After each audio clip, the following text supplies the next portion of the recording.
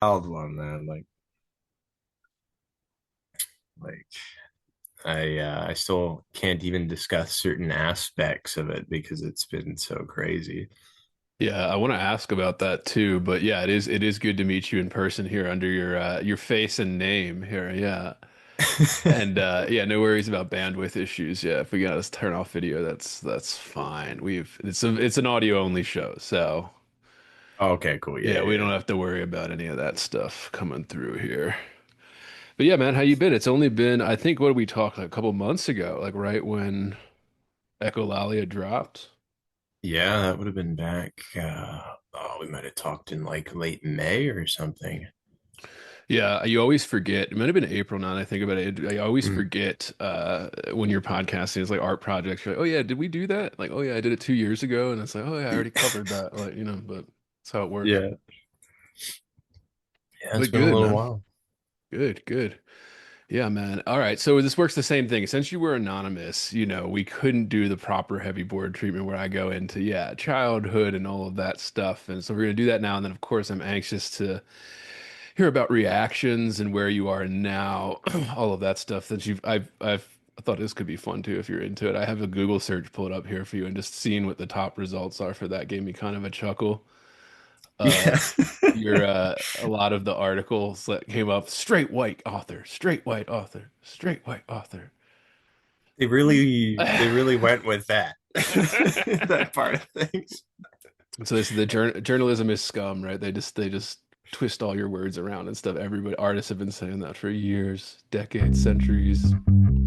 Oh yeah, I mean, I've got a really funny story about the release day of the first article, and like just like my initial reaction to that headline. Oh man, yeah, I'll definitely get into that.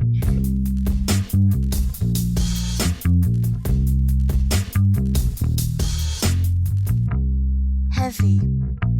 Bored. Heavy. I am heavy, heavy, heavy. Bored.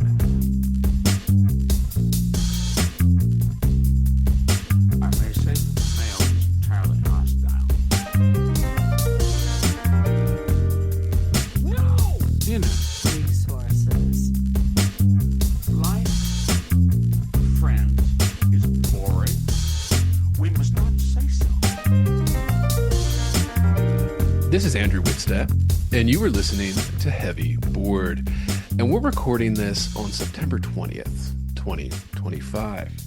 My guest today is the author and poet, Aaron Berry. Aaron is known by many names now, but many listeners might know him best as Jasper Ceylon, the pen name he crafted in order to pull off his elaborate poetry hoax, which we covered on this podcast, listeners. But Aaron is back with us to talk about his latest project, a new novella titled Pound Flesh, out just this year. A story that follows some Zoomers as they try to escape the crushing debts that trap many of the North American youth in a perpetual state of anguish. The novel is humorous, dark, and of course, absurd in all the best ways. Aaron's Echolalia Review Project, the hoax poems he crafted and published over 2 years, has been written about now in many publications, has sparked many online controversies, and of course, has opened Aaron up to all sorts of name calling and more from the many tasteless minions in the literary world. And Aaron is back to talk about the reaction to his great poetry hoax project, his new novella, and literature and art in general. And it is a thrill to welcome him back onto Heavy Board. Aaron Berry, welcome back to Heavy Board. Thank you so much for having me. It's a pleasure to be back once again. Of course. And this is the Heavy Board treatment now, since we didn't get to give it to you the first time around. We like to start this off with the same question we ask, all artists and writers that come on, which is, what was your childhood like? Where did you grow up? What did your parents do? How did these early years start to form Aaron? Sure, yeah. So I actually kind of had like the idyllic childhood where I grew up in a townhouse complex that, and it's referenced very sort of like occasionally in Pound Flesh. Actually, that was the inspiration for the townhouse complex that the four characters grew up in together. Um, so we were sort of off on like a hillside, surrounded by nature and all that sort of stuff. So we could just play outside, go down into the creek, do whatever, kind of just go freely between each other's homes. It was kind of like an open door policy almost. So that was kind of my uh, environment for the first 10 years of my life. And really, I think that's what a lot of kids ought to grow up with. Like you couldn't have given us much more at that point in time.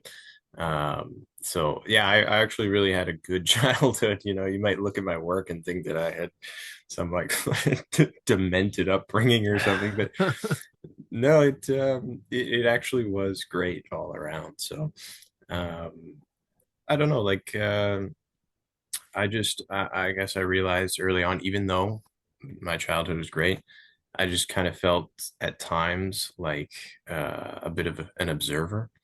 Yeah, I was the kid who would sometimes withdraw from whatever sort of activities we were kind of currently engaged in and would just kind of survey things and kind of try to look at them in a more theoretical way. And that is the kind of, I guess, inclination you need if you're going to be an artist of this kind. So I knew pretty early on that I was going to kind of head in this sort of direction, or I was going to use it to do something a little bit more, yeah, theoretical going forward. But yeah, I mean that was the early years.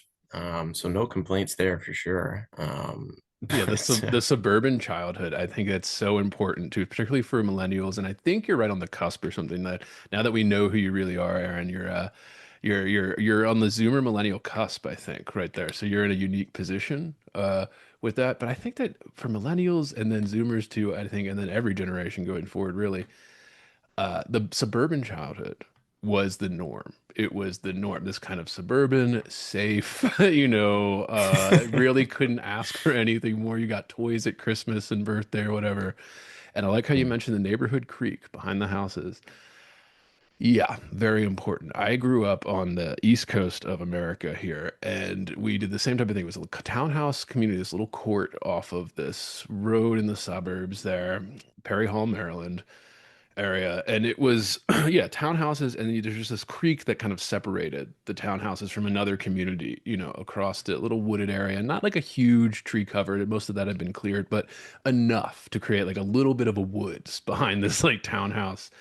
And if you sure. were down at the creek, that's where everything went down. When you went down the hill into the creek, if I was like, a younger kid, the older kids that were like 12 or 13 would, be like, get the fuck out of here, you little kid kind Yeah. of thing. You had to kind of earn your spot. It was this social thing. Everybody's houses are right next to each other. So your group of friends was in that court and you all went to the same schools. And it was just that was the norm. That is the norm for so many people out there. And I know that it's been said now that you're out of the non-closet, Aaron, that you grew up in Canada as well. You're a Canadian citizen, so that's Yes, out of the bag. somewhat unfortunately. I never really had much of an issue with being Canadian before. People give me a hard time for it now, on the international scene. But um, yeah, the country's in an interesting position right now, but it's still pretty good up here, on the West Coast. Like there's not too much to complain about. Yeah, I'm not as familiar with it, but like from what I understand, between Canada is basically a smaller version of the American stuff with like a few different things. The French Yeah, influence is a little bigger, blah blah blah, all of that, but like essentially the same. The cities, like, there's very little difference between the cities and suburbs. You can kind of see. I guess the terrain is much different and all of that, but yeah. So you're a West Coast guy coming up from the Canada side. All right. What did your parents do? If you feel free to share, I don't know if you want to. I put them up. They'd be victims of getting hate mail or something at their place of work. yeah. But yeah. How did you grow up? Did you have you know, what did your parents do?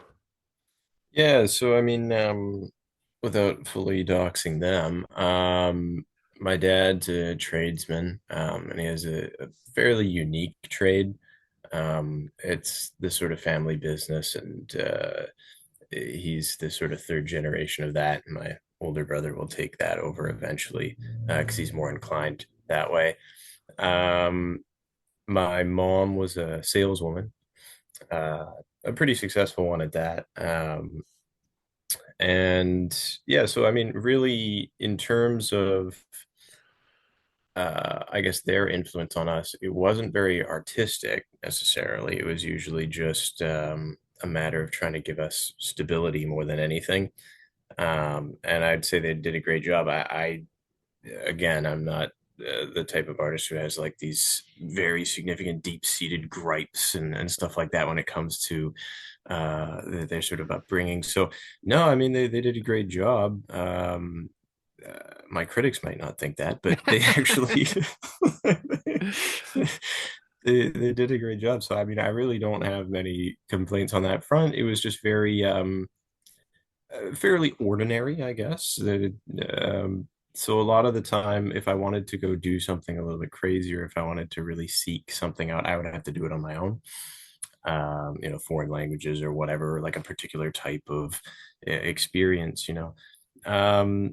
so yeah, that was their kind of influence. But I guess things got weirder for me during my teenage years, as it usually Oh does. yes, here we go. Yeah.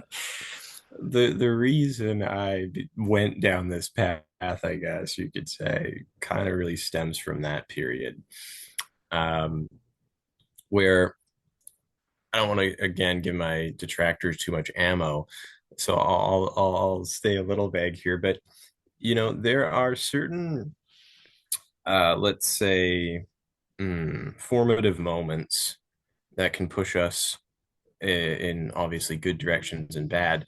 I had one when I was 14 that pushed me in, I don't want to say a profoundly negative direction, but I think most people would have um, probably taken it that way. They probably would have let it kind of ruin their lives. Um, and I kind of like stopped sleeping very well. Insomnia became a massive part of my lifestyle, for better or worse. I was supposed to become a doctor. I was training to become a doctor. All my courses and stuff like that in school were geared in that direction. I had like top grades. There was nothing in my way at that point, really.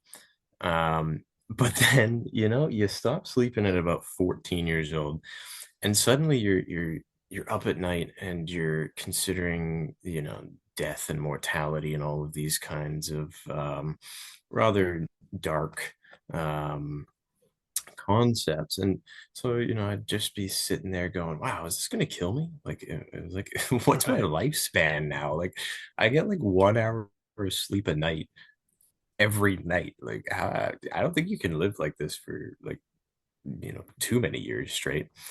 So, um, uh, that's sort of half of it, but that I think was the big sort of life shift that pushed me more towards the arts than anything like medicine or anything technical, Right.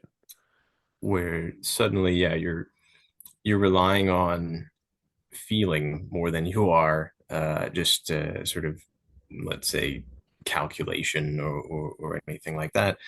So I don't know, as just a teenage boy, I started having to wrestle with a considerable amount of mm, things that I guess you wouldn't expect someone at that age to, Did unless they had like a serious illness. yeah, were drugs involved at all at that age? It seems like the ripe age to discover things, whatever, even if it's nothing like crazy like pot or something, at that age or whatever. It is in a suburban environment, friends' basements, etc. Like it just kind of when that starts to happen. I just curious, if that was No, no, actually, I used to hang out with a lot of stoners and degenerates and stuff like that. right. Uh, Yeah. I always felt like that was kind of my crew, at least for a bit. I was the straight shooter of the bunch. Kind of like, in the Godfather, where Robert Duvall's character is there at the meetings. He's the accountant basically, but like he's technically a criminal too. Right. That's how I felt when, like, I'm watching them deal drugs and do all this sort of stuff, and we're like 15. But I'm usually just going like, hey man, yeah, don't you can't we can't do this openly here. Like let's go deal the drugs over in this spot instead. Like so that was kind of my place within the group, I felt. But no, actually, in terms of my own use, I kind of knew to stay away from that. My older brother was like fairly heavily into weed and all that, and I didn't think it had a terribly positive influence on his life. Like I'd have some drinks here and there, at parties or Right. whatever. Yeah. I quite like alcohol, if I'm honest, but um yeah, no, I never. I figured, okay, if I've got like mad insomnia and like a few other things, like, can I really also fuck around with this stuff too? Like, it's really just gonna torch my future. So I stayed pretty straight with that. So we have this going on. You said you were around 14. You had a kind of life-changing moment where you decided to go away. I'm not sure. Do they set it up differently in Canada? Like when you're in high school, do they start having you take like pre-college courses or something? I know they do that some places in Europe or whatever, where you're like, I mean, you're basically working towards your college, kind of like, I want to do this in college. So you start taking courses. They really don't have that in high schools here. I mean, they do some stuff at some of the elite schools. You can do that, but it's really like, I don't know if they just set it up differently so you can start doing pre-med, even study like in high school to prepare you for that type of stuff in college, or I don't know. Do they do that differently in Canada or? There's a little bit of that. Like, it really depends if you're at a private school or like a public school. I was Okay. just a public school pleb, but I was taking all like AP courses, and Right. I was choosing all my electives to basically complement a sort of path down in the sciences. So I mean, not to sound like too much of a nerd or anything, but like I was fully prepared to do like summer school even and get Right. these done and graduate like a year early so that I could go off and get this going as fast as possible.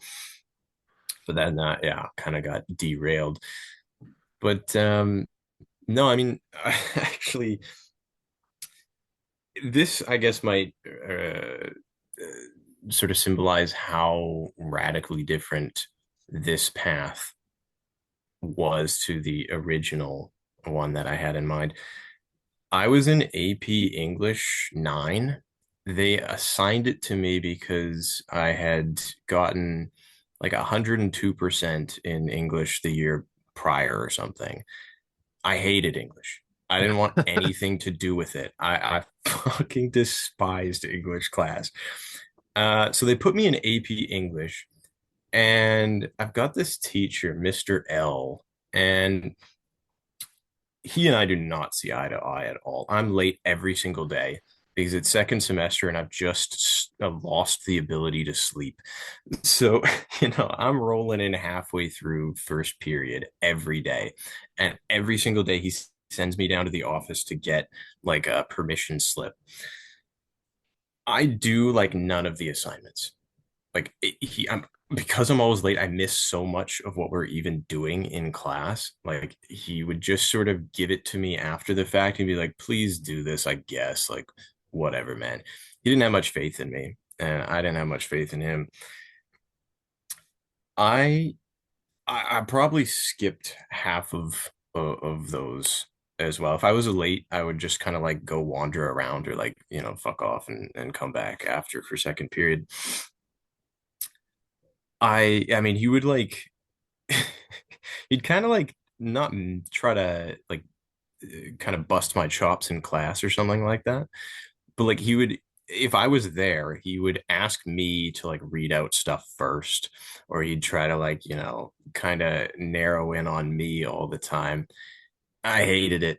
I just sort of like fight back against it because I just that's my sort of spirit. So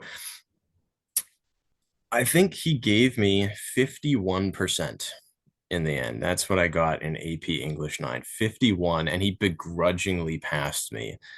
Um, but he told me, he's like, sometimes this just isn't for certain students. And I remember going, yeah, you know what? I fucking hate English class. Like, yeah, I didn't even want to be in this to begin with. So maybe this isn't for me, dude. Like, and also you suck, man. Like, fuck you. Ugh. So that's the kind of general feeling I had toward English back in those days. And it wasn't until I was 18 that I did a complete reversal on that. Um, but yeah, I mean, there's a great deal to be said about Mr. L, and I do want to track him down and give him some of my books now, just to spite him still. Ugh. Well, that always gives the next question. When did reading and writing come into your life? You said it was something you rejected until later in life. Like what? How did that happen? How did you stumble into this writing and reading and like have being passionate about that?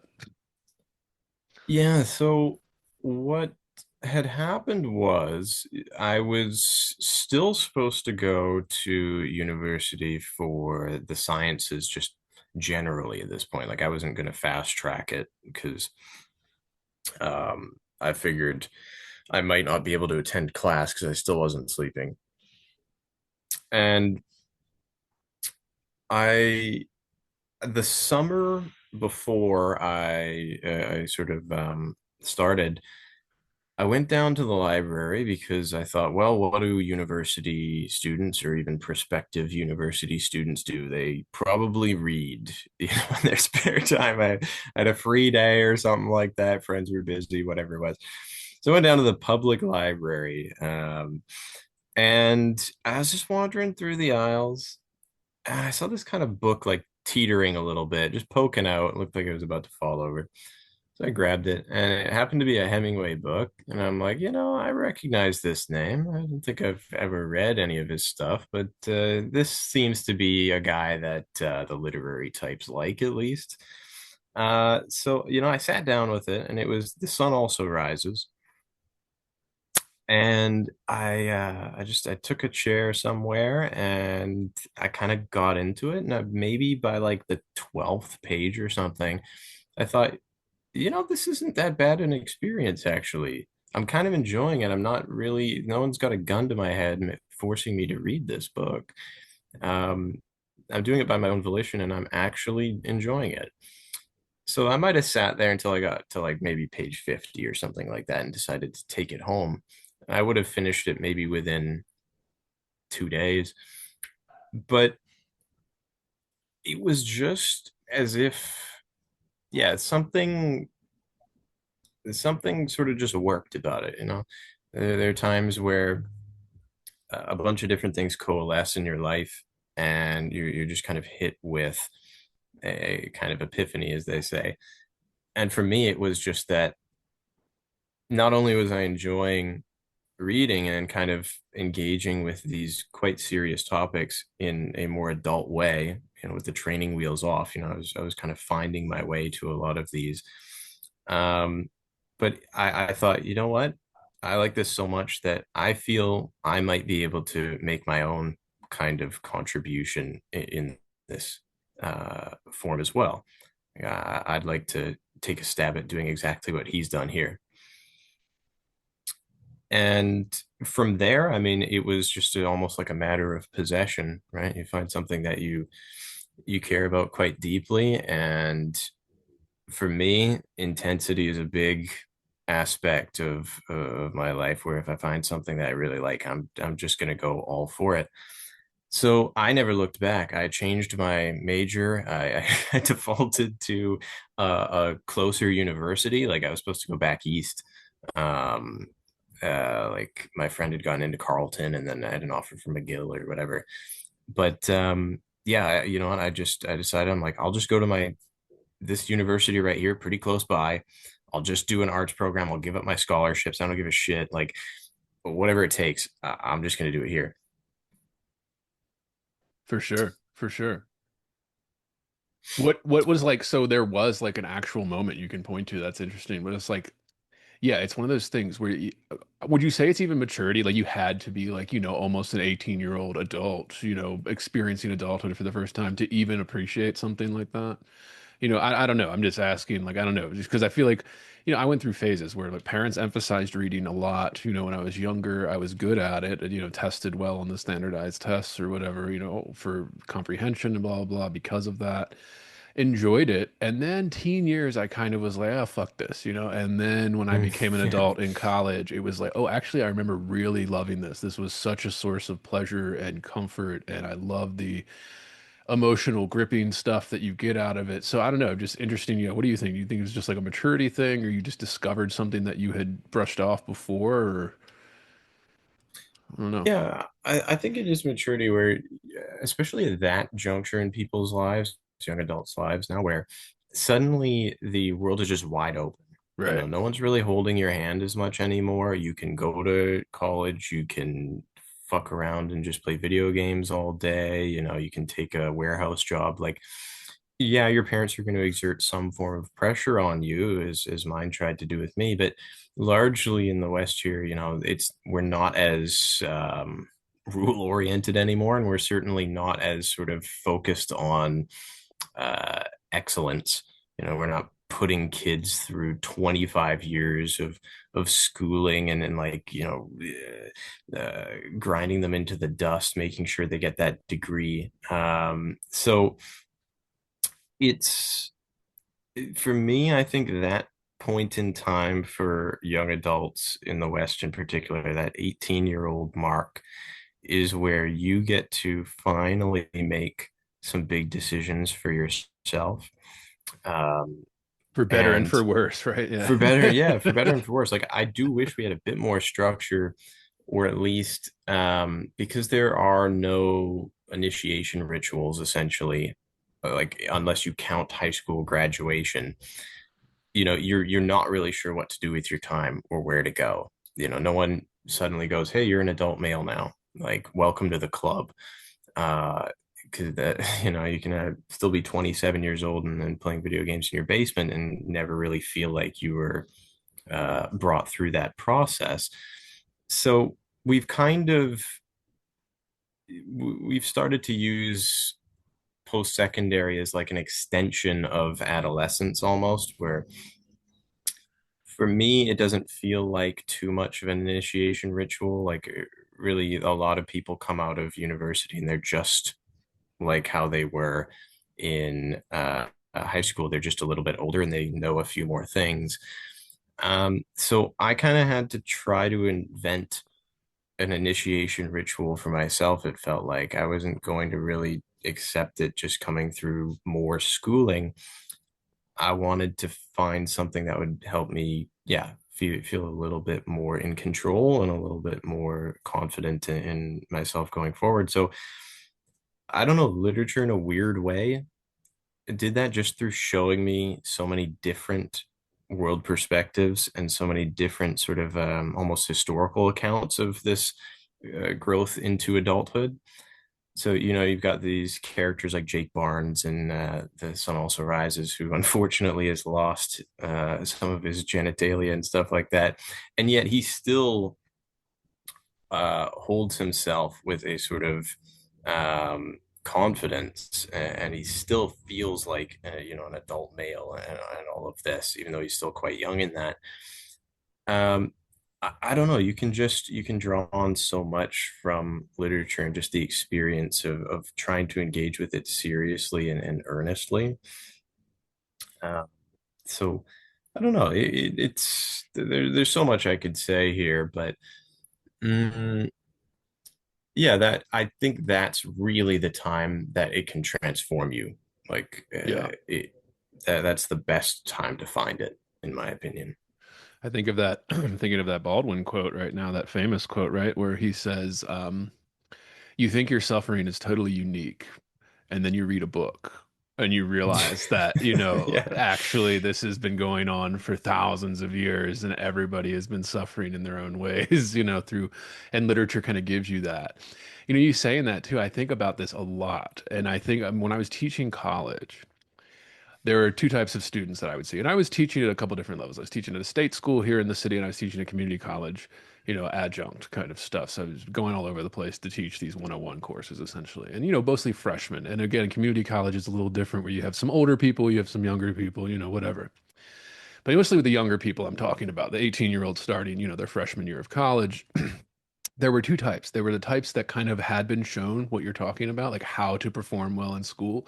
And then there were the types that had no idea, like had never been shown how to read a book or how to study or how to prepare for a test. Or like that is something that you have to be shown. Like it's not something, some people it's just intuitive. Sure, there are some people that are naturally gifted and smart at that kind of stuff, and we put them in certain programs. They pick up information faster. Okay, we get it. But the majority of people, like, they just haven't been shown certain things. And I think that applies to all of life, right? When you're 18 and you're given all of this freedom, essentially where like, yeah, you're an adult who can make decisions, can sign documents, etc., and they're binding legally now. But you've never really been shown how to do that, and this is something, I'm not to bring up all this stuff, politics, but I mean, Jordan Peterson, I'm a huge defender of Peterson because, a fellow Canadian, because he does do this, where he emphasized this and people call him all kinds of names for it, but he emphasized that like a lot of people, particularly young men, needed to be shown and told certain things, where it's just like, it's not inherent necessarily. Like there are just certain skills that need to be told to you, shown to you, be like, this is how you prepare for a test. Like there's no secret. This is what it Yeah. is. All right. Like, like this is the steps you take. And so many just don't have that for so many different aspects of life. So I think that is, and you saying you found it in literature, I think that is a guide towards some of this. And I think, again, going off Peterson, the reason he spends so much time interpreting literature and biblical stories and stuff like that as he does now is because he's trying to do that exact same thing, showing you a path through these stories, showing you life lessons through these stories, showing you consequences even of certain decisions through these stories. Even if they're fictional stories, it's you just, if you don't know them, you don't know, right? You don't know anything, basically. I think about that raising my daughter now too, where it is this kind of, there are some instinctual things, but just assume that like people just assume that we were like born knowing things. Like they know, like you don't know anything. You have to be taught literally everything, like all the mannerisms, like where something is, how to do it. Like you just don't know Yeah. that instinctively. And that goes throughout your entire adult life. You try to do something new you've never done before. Well, of course, you have to start learning how to do it, look into how the processes work. How did somebody else do it? Follow that path. You said finding Hemingway and stuff. Yeah, it's just so important to just be shown that or discovered on your own somehow, as a young man and or young woman, discovering yourself, going through the world.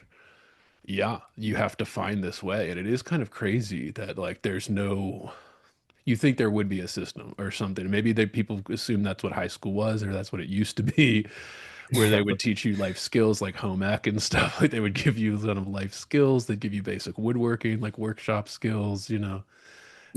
basic accounting, like how to do your own checkbook or something, balance your finances. And we're like eliminating those sometimes for budget, sometimes for, DEI stuff, whatever it is. There's a reason people are like feeling like they're not getting what you used to get out of a normal kind of 12-year education in public school system or whatever. I don't know. I don't know. I'm going off on this now, I know, but Yeah, no, I mean, I'm in agreement where um, literature course, if there's some sort of void in your life, or maybe you're looking for the kind of instruction that no one in your sort of immediate circle can give you. In my case, it was a little bit challenging because I had like all these nose surgeries and stuff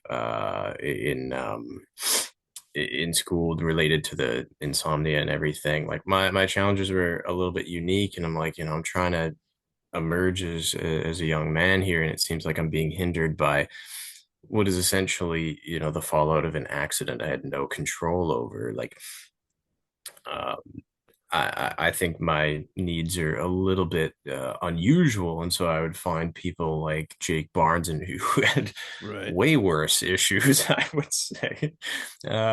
And just seeing, characters like that, yeah, create these workarounds and still kind of achieve some sort of degree of dignity and quote unquote masculinity and stuff like that.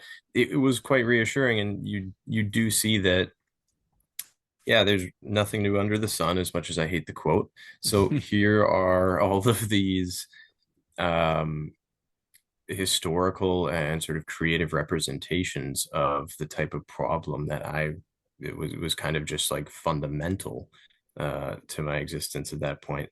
So yeah, I mean, I could say a ton on the lack of initiation rituals and stuff like that, and just the ways in which the schooling system kind of fails young adults now and kind of just almost sets them up for this kind of abrupt confrontation with like the sort of existential void, once the training wheels come off, they Yeah. very quickly come off, but you're not equipped to keep going and find some meaning there.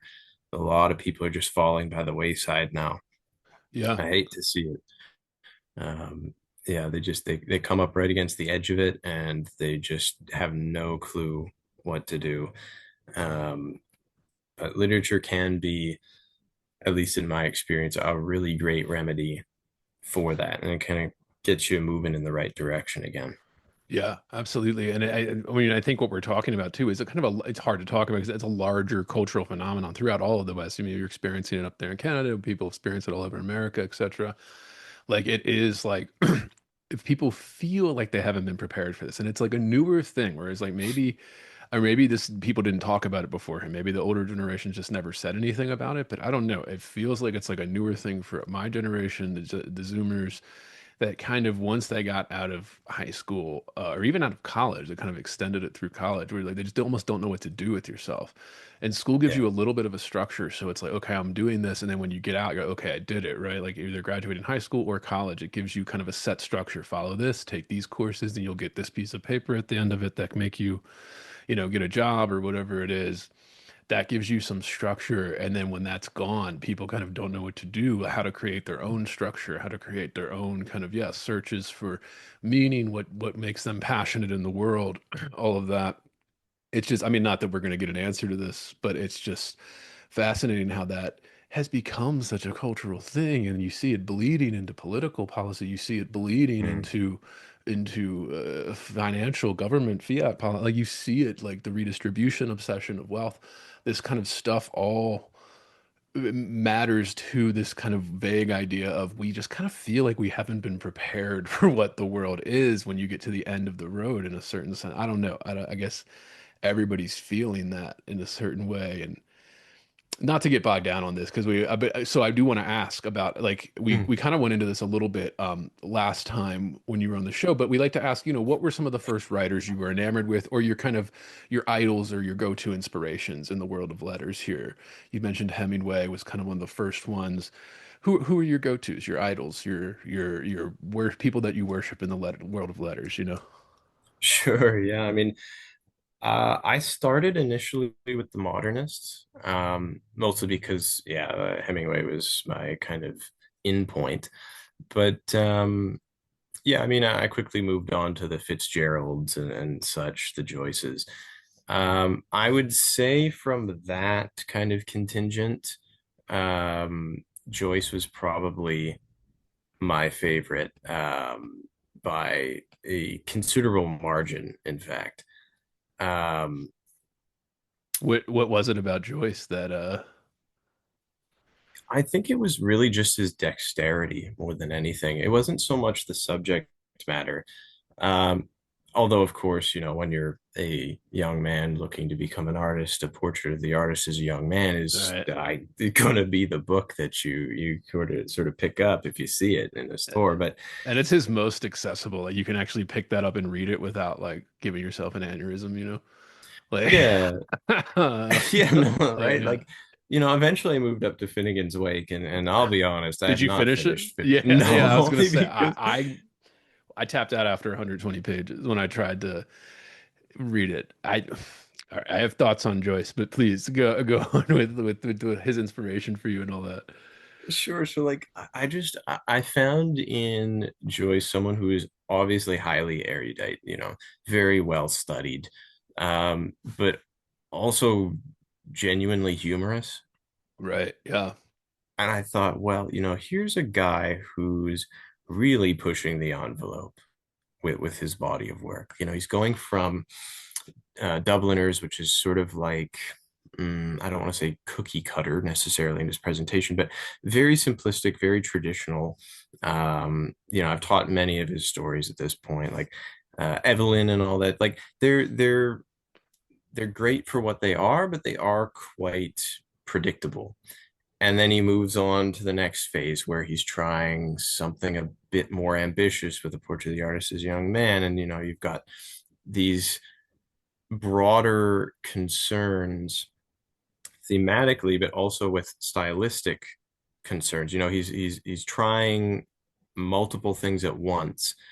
And so I looked at this, I'm like, here's someone who's writing in a very conscientious way, but in a kind of in a way you're just not going to see from the average person.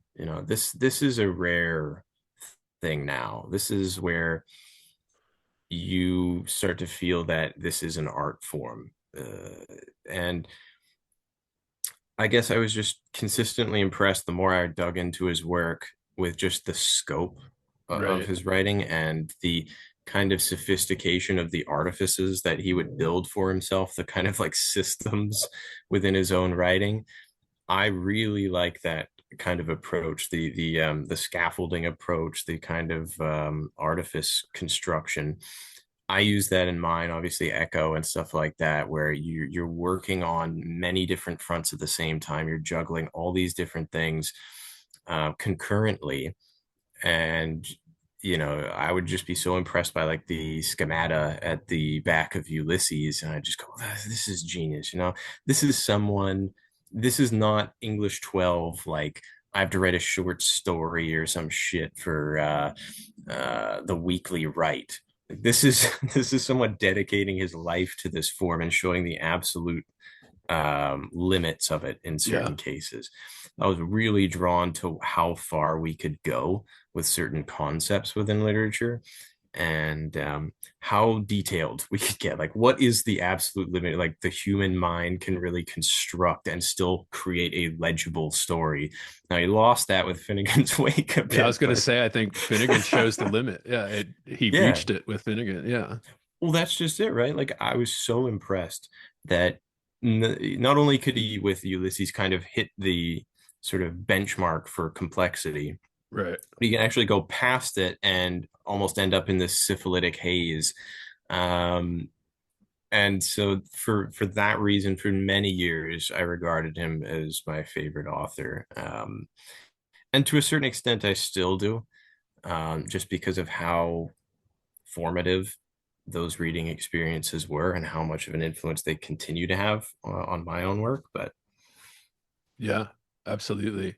Finnegan's Wake is one of those ones too where I think it is like you can see Joyce's progression and then you see where it eventually runs out of runway. Like he kind of runs out of road in Finnegan's Wake, where like you get yeah. it like after 120 pages reading that, when you understand that you can only understand this book if you're reading it through the sound instead of the actual Mhm. words on the page, which is very poetic of him too. And he actually wrote like a lesser known couple book of poems called like chamber music, which I've Yeah. Yeah. interested in. They're not great. They're pretty traditional, kind of, Mm. cookie cutter, as you were saying. They're not like, you can tell he was young, experimenting with this, trying to do like, these are the forms of literature, and I'm trying to find the edges where he felt comfortable.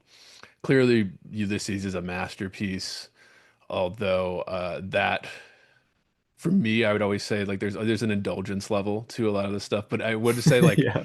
when you read like Ulysses is the benchmark, it's still held up as like this is the most difficult and challenging kind of like this is the benchmark for creativity and experimentation. Like this is considered a great American novel or whatever. Basically, he's not American, so it wasn't American. So, but like, just like this is a great Western novel, and really nobody's come close. Nobody's been able to match that. I think Pynchon tried to with Gravity's Rainbow and stuff. Mm. I feel like that's pretty clearly like an ode to Joyce. I'm not a huge fan of Pynchon, and don't really like that. I think that same thing happens in that book that happens in like Finnegan and Wake and stuff, where like you reach a point where it does become like you kind of get it, you're like, okay, I get it, and then after that, it's kind of like indulgent, like just laying it on, laying it on, laying it on till you get to the end. Yeah. So whatever, there's some humor to that, there's some trickery, like trickster stuff to that, so I get that, but yeah. Mm. I don't know. Yeah, nothing's come close to that. That's like a benchmark that literature holds up still to this day. As if you're trying to just even try to compete with something that like Ulysses, to try to write something like that, listener, like it is so difficult. It requires so much effort. And I mean, no wonder he drove Yeah. himself crazy. I mean, and he drove himself pretty much insane trying to write that book and then going right Yeah. into Finnegan's Wake for like a decade. I think he spent on Finnegan's Wake. I Yeah, it was mean, two. Yeah, yeah. 2 decades Oh on my that God. fucking thing. Like, Of course I, he went insane. Yeah. Like, how could you yeah. not? Yeah. And Joyce, because I spent so much time with him, like I have my own sort of thoughts on his career trajectory and stuff like that. And I'm used to meeting, people who may not be as enamored with his oeuvre as me, but and that's totally okay. Like there are aspects of it, like chamber music and stuff, where it's just not excellent. Like Right. his poetry, I never really regarded him as much of a great poet. Though to be fair, I don't really love a lot of the poetry from that era that's done in that kind of like, pseudo traditionalist style. It's just it doesn't offer me much. It's just, this kind of, oh, sweet muse, what Yeah. hast thou that add? Like, it just seems so kind of cloying and He wasn't a dated. poet. Yeah. Yeah. He had too much to Yeah. say. Yeah. Yeah, that's the thing. And like, so he found eventually his perfect medium, which I'm so happy he did because, yeah, he was much better as a novelist. Um, Musicality, to your point, is a tremendous consideration that you can tell within his work, where Finnegan's Wake might be better as an oral Right. book, That's really how you you have know? to read it. You have to read it out loud. That's what I had to do. Like, to Yeah, understand the fucking prose, you have to read it out loud with like a poem almost, like an epic poem almost. Like I think he was yeah, definitely, he was definitely going for that in some regard. Yeah. right. Because he was a tenor, I believe, right? And he was actually quite a decent, musician and stuff like that. So I know, and definitely from his own readings of that stuff, when he was reading it out loud and explaining it, like he's saying, "Yeah, you gotta. It's an oral thing. I think he was kind of just verging into epic poetry. Yeah. Yeah. Um. So I'll forgive him for Finnegan's Wake. What I'll say about Finnegan's Wake beyond that is, it's almost like the most stylized diary entry you've ever seen, where unless you know all of the languages that he knew, or at least partly knew, and unless you understand that it's to be read out loud and, it's highly personal and sort of kind of dominated by jokes that would make sense to him and very few other people in the Right. known world. Like it really just ends up kind of being like a creative diary entry on a magnitude we'll probably never see again. Right. Yeah. And like there is a semblance of plot in it and all of this stuff, but it's so intensely personal to the point of like near inscrutability. Like it's just I I think it's still fun and it's an interesting exercise again. Like if you look at it and read through it, you're going to see once again what the limits really are for how personal you can make a book and how kind of specific and in jokey and all that. You can really go too far with it. And people are just never going to unpack what you've put together. Right. You don't want that unless you're trying to write the fucking like triangular book of Saint Germain again or some shit like that. Like, you can Yeah. waste 20 years of your career doing that if you feel inclined. But I think that he probably would have been better served maybe working on another project at the same time. Like, Yeah, yeah, yeah, yeah. like maybe don't dedicate 20 years of your life to the syphilitic diary entry on steroids. Like Yeah, my take. yeah, Like yeah. And it really is though. Like the ambition in that in his last two masterpiece works that everybody still talks about 100 years later here, Finnegan's Wake and Ulysses here, where this kind of the ambition that's there is just nowhere to be found in most literature now. And I think it's telling that you said the modernists too were some of the first ones you fell into. And that tends to happen through school and stuff like that's the ones that they assign you.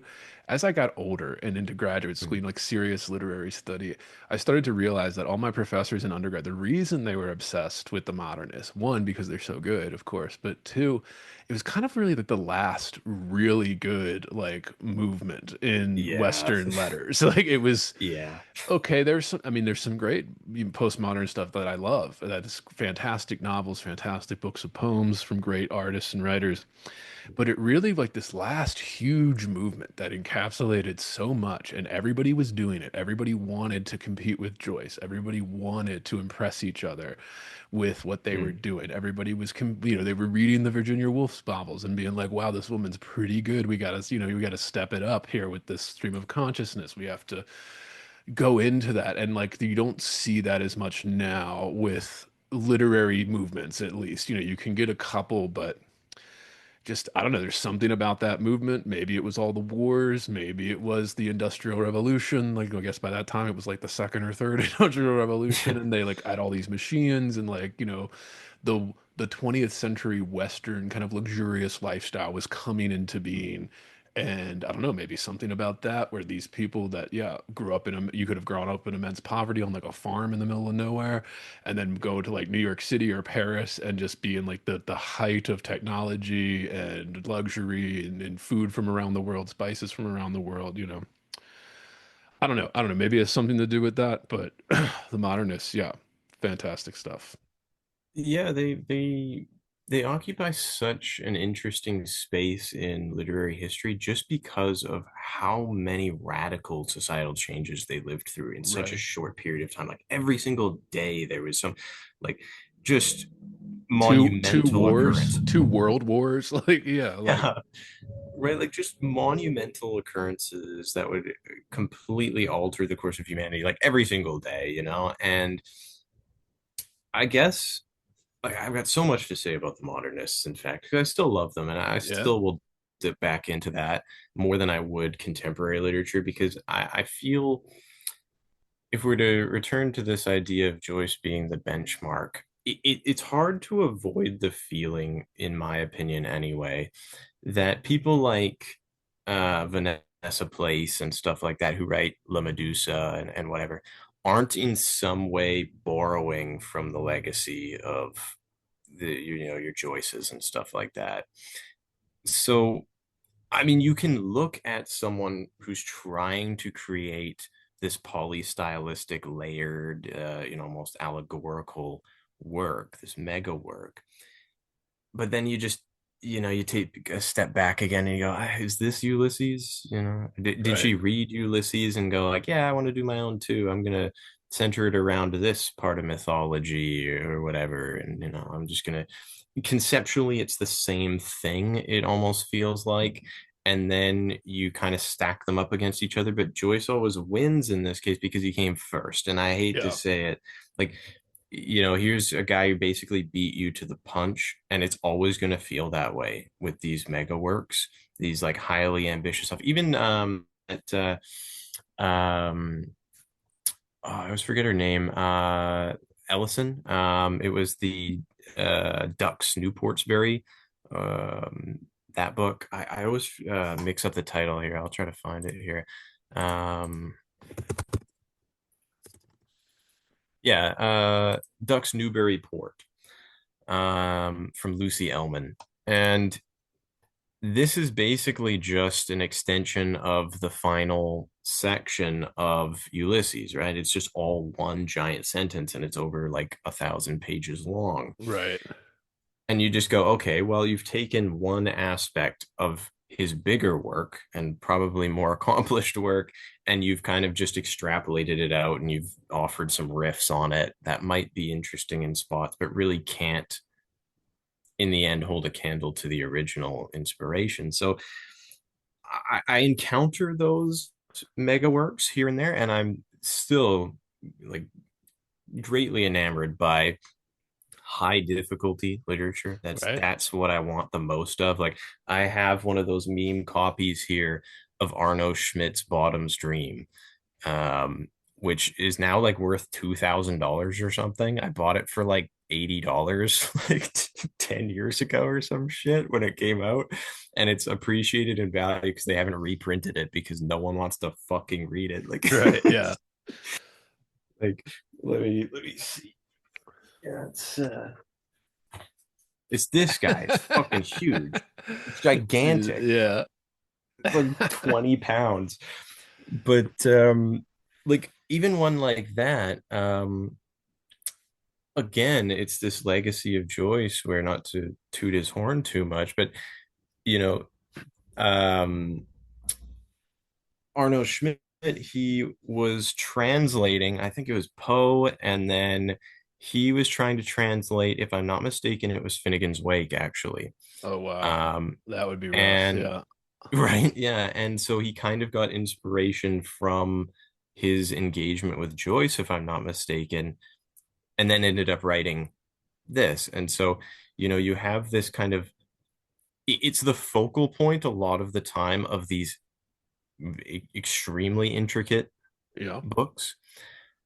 And so there's this kind of lineage, which I'm happy about, but they all just, I don't know, they just don't have that kind of cultural import. They don't have that kind Yeah. of sense of weightiness to them.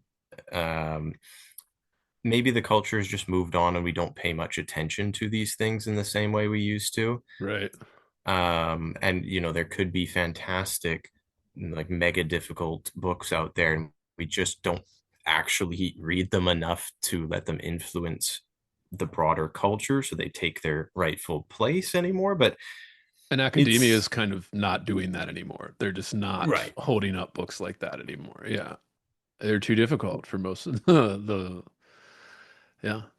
Yeah, like maybe we need just some sort of champion, some actual like public figure type. And that's how Ulysses became what it was because Yeah. of the scholars 20, 30, 40 years later being like, well, actually, this thing is closest thing to a masterpiece, we've had in the last 150 years. And I think that point you make about having these kind of pillars in the history of literature, Joyce, some of these big books, Joyce's Ulysses, you can point to other ones, et cetera, et cetera. But like those pillars, you should be in all of them. And you should be trying to, like without having these pillars, well, what are we aiming for? Like you should be holding them up on a pedestal. You should be trying to grapple with them. You should be trying to, if you're trying to challenge yourself, like go through your creative projects, aspiring to do something like that. Like there's a reason, and it's not just beyond like assigning books in school for 17-year-olds to read. That there's a function of the canon that is beyond just kind of basic assigning text and stuff.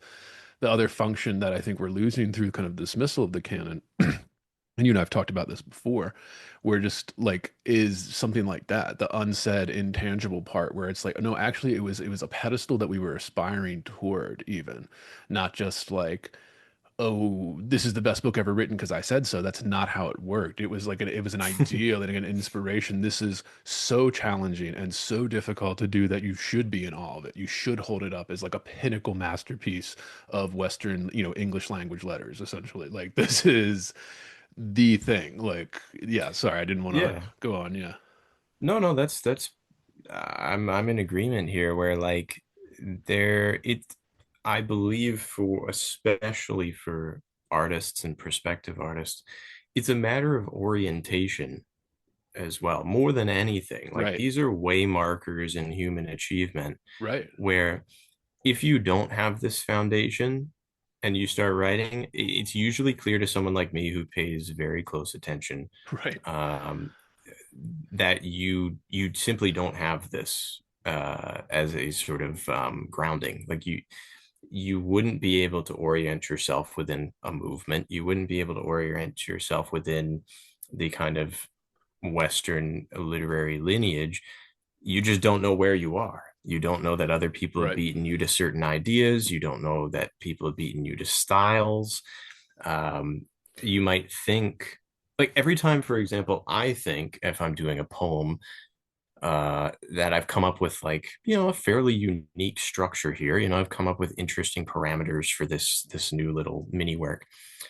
I'll then maybe 6 months down the line after I've finished it, buy a new literary magazine or an old copy, even from like 2005 or something like that, and I'll go, you know what? This is kind of similar to the one that I did back then, isn't it? Ah, shit.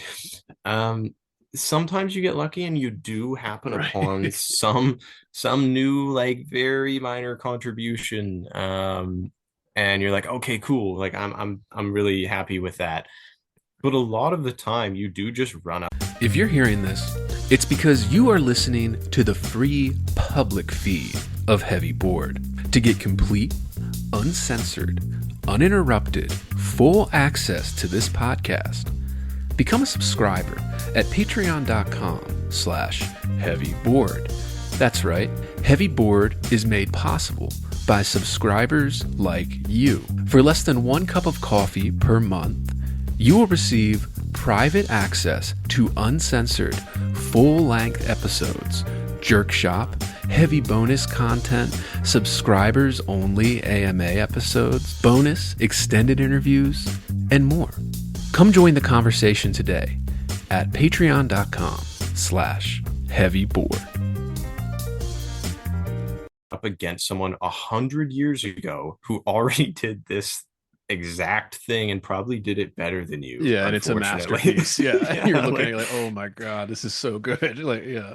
yeah, like this is not only better than mine, but it's been canonized too. So like many people are aware of it. So like Right.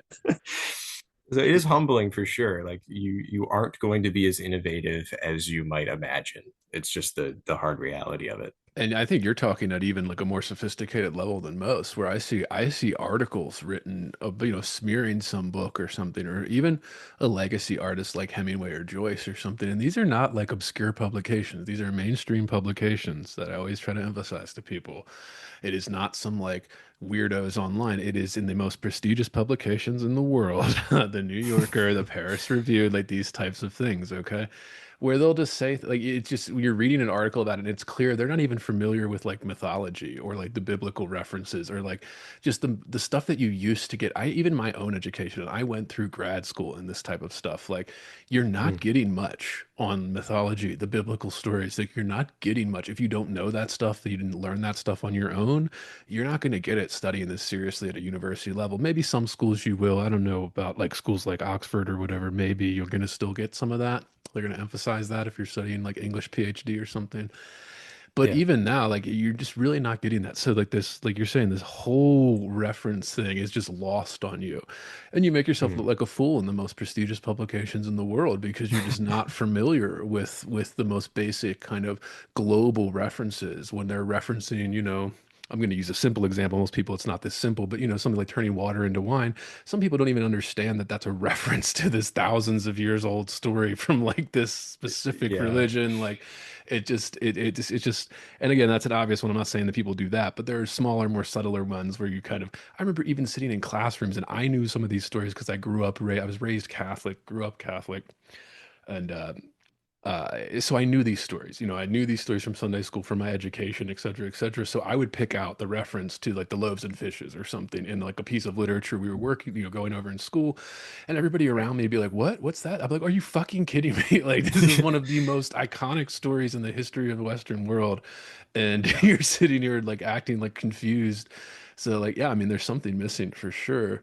And it's all tied up in this stuff too. I mean, we've talked about this, and I don't want to get bogged down. We've been going, but and I don't want to cut you off too either. If you would, I wanted to ask you about the echolalia reaction here. So, anything did you want to add before we go to the echolalia reaction? Yeah, actually, it's funny when we talk about foundations, in academia, but in particular in literature, the more you go back and you read these books, it could be maybe some Charles Dickens, it could be some Wilde, it could be whatever you want. You're going to Huge, get great icons, huge, great icons in the history of literature. Yeah. right, like, and it could even be the secondary, sort of more, trivial writers, their contemporaries who kind of just wrote for some magazines or were decent editors, but their personal writing survive or something. Like you happen upon all this sort of stuff. Um, but the references they make are usually, yeah, biblical in nature, mythological in nature. There's a kind of repository of those, and they all usually give different takes on these stories, or they use them in very creative ways. But that's kind of the bedrock of a lot of the kind of more illusory aspects of traditional Western literature. So the writer today, and certainly the reader, don't have that foundation anymore. You can look at, the repercussions of World War II and kind of changing the foundation myth of the West, as they say. But really, it's kind of been my observation, just having written now two novels that heavily involve internet culture, that for better or worse, to some extent, meme culture is becoming the new basis Yes. of, in particular, like alt lit, but it's becoming the kind of referential repository for new lit. Like, instead of being able to reference, Sodom and Gomorrah and all this sort of Right. stuff, you're instead referencing, the Pepe economy from Yes.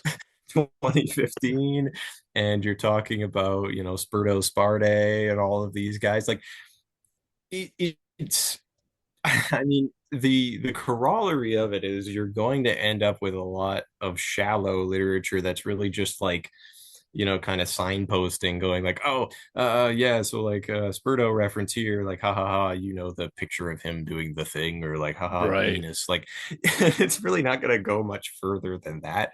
There's not a great deal of weight Yeah. or kind of like propriety behind this uh sort of technique. I've done it a lot, but usually it's just in overcoming this. Like, my project as a writer, as much as I may reference these memes, is to show that this kind of existence is like wholly superficial, and it almost damaging to the brain and psyche to engage with this stuff so thoroughly, and to let it kind of actually come to influence the way you live your life. All of these characters who are mired in this stuff need to get out of it. Yeah. But it's kind of the kind of inverse with the traditional foundation, where the more you get into those references and understand them, the more you can connect to these allegorical stories or these universal concepts. So it's a completely different type of relationship in what it gives you as the reader and writer. So I don't know. It's a wild one. I don't think we've had too much in the way of scholarship done on the new meme foundations underlying contemporary literature, but I'm sure someone's on it. I mean, it's so interesting that you say that because I think it's 100% true. You're right. It is this now meme culture. We're not referencing these kind of Greek mythology or something. We're not referencing biblical stories or something. We're referencing memes.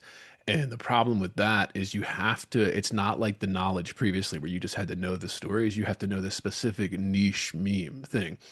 I see this. Maybe the best example is even to go out of literature, but you can see it in literature all over the place. You see it in nonfiction writing again in the most prestigious publications in the world. There's some meme reference, there's some joke from a meme that's all over the internet. But it's more so maybe in TV and film. I see it very often, particularly in comedy writing, where Mhm. it's they're not making the joke. They're referencing the joke from the timeline. They're referencing the Yeah, meme from the timeline. And if you know the meme, maybe you'll chuckle, but it's not making a joke. You're not writing an original joke here that like fits the scene or the circumstance or whatever it is. yeah. And in comedy writing, all of that, yeah, I noticed this, and everybody talks about Seth Rogen, a fellow Vancouver Canadian guy, right? Like where Mm. he kind of You could see it in his writing, especially his writing over the last 10 years, where you talk about the stuff that he'd written previously, comedy gold, absolute comedy gold, super bad, like this kind of this absolute comedy gold that he and his partner, I forget his name, Goldberg or something, I think is the name of his writing partner. uh they wrote comedy gold like for like 10 years, 15 years there. Everything they were putting out was fucking great, and it was so original and funny and irreverent. And the last 10 years, it's been this kind of meme culture references where when you watch something that he and his writing partner wrote, Rogan and Goldberg wrote together, anything that he's done in the last 10 years, probably, it's always referencing these memes. Like, haha, isn't it funny if you know about this meme from the internet? And maybe it is funny if Yeah. you know about the meme from the internet, but like that's not as good as what you were doing even 10 years ago. So even that's just an example of somebody who's living very successful, making movies, TV, etc. A huge household name, iconic figure. We all know who he is. You can see the picture and know who he is.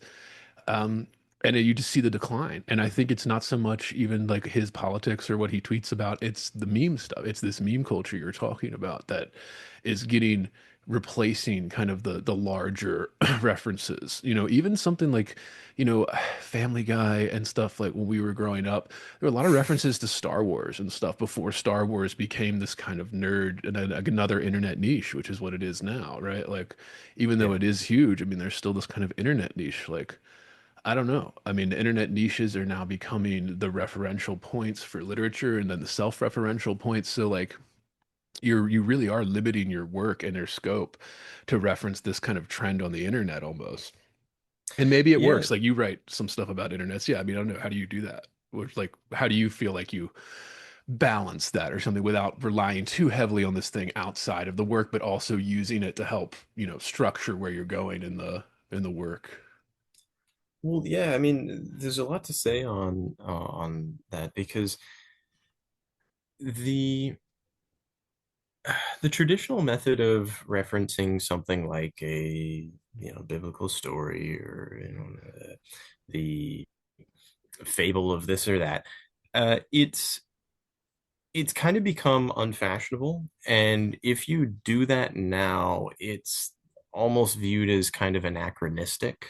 Like, why would this guy in the alt lit scene be framing a whole bunch of his stuff around like biblical features? We've done this for so long, right? Like, I would love to see someone do that because it would be pretty almost jarring to contemporary Yeah. audiences to have Fuck Boy by Sean Thor Conroe, but be like very like earnestly religious at the same time. Or like I get that we wanted to break from that just to see what would happen almost. And there were bigger cultural influences that it would take a long time to unpack there. But um, regardless of those pressures, like we did kind of want to see what literature would be if we kind of extricated it from its kind of these Christian trappings. But it would appear that, yeah, we've kind of groped around for some broader pool of references. And yeah, there were philosophical ones for a while with like, humanism, existentialism, that kind of stuff, where it just kind of, oh, nihilism, even for a while, would fill this void where there was actually no repository. And if you did make references, it was silly because they didn't mean anything and life means nothing and blah, blah, blah. And that's like Right. 80s and 90s lit. The I Gen hated that Xers. era. Yeah. Yeah. Yeah, I fucking hated that because it was just like a complete refusal to engage with anything beyond just well, that's cute, but also life sucks, man. Like it's such a lazy worldview. I love Welbeck and those, and he's kind of in that category. I mean, they're kind of like guilty pleasures. I love whatever or extension of the domain of the struggle. Like it's I read it at the perfect time. I love that book, but that is poison. Like that is absolute poison for the spirit. So now we've kind of, with the emergence of meme culture, groped our way to this, internet subreddits and forums and pockets of online activity, 4chan and stuff like that. In my work, I reference a lot of the stuff that I used to see on there.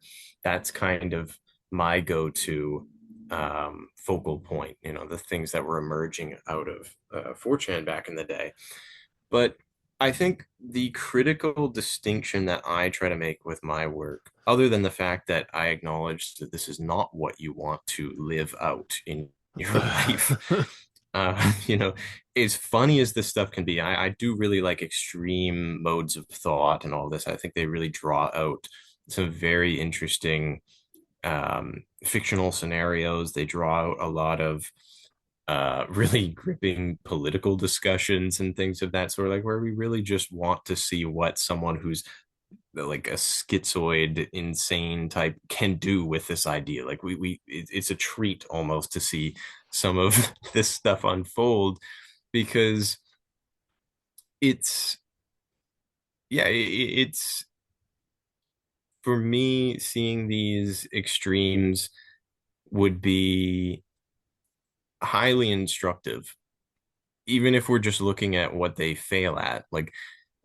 I I don't want to get rid of any of that kind of stuff. There's a lot of people kind of pushing for its kind of exclusion Right. from literature, where yeah, you can do all these meme references and be like cutesy and whatever, but yeah, don't bring up this idea though. Don't have a Right. character actually, you know, think these things or feel these things. Like it's got to be a femcel type who like lies awake at night and she kind of goes in on these like alt-right forums, but she would never believe this because those people are bad and they're just universally bad. Like no, they can't do anything right, and she escapes from them because they're sicko misogynists, and then she lives a better life when but whatever it is, like that kind of. I'm kind of getting off topic here, but I'll bring it back in a moment. Like the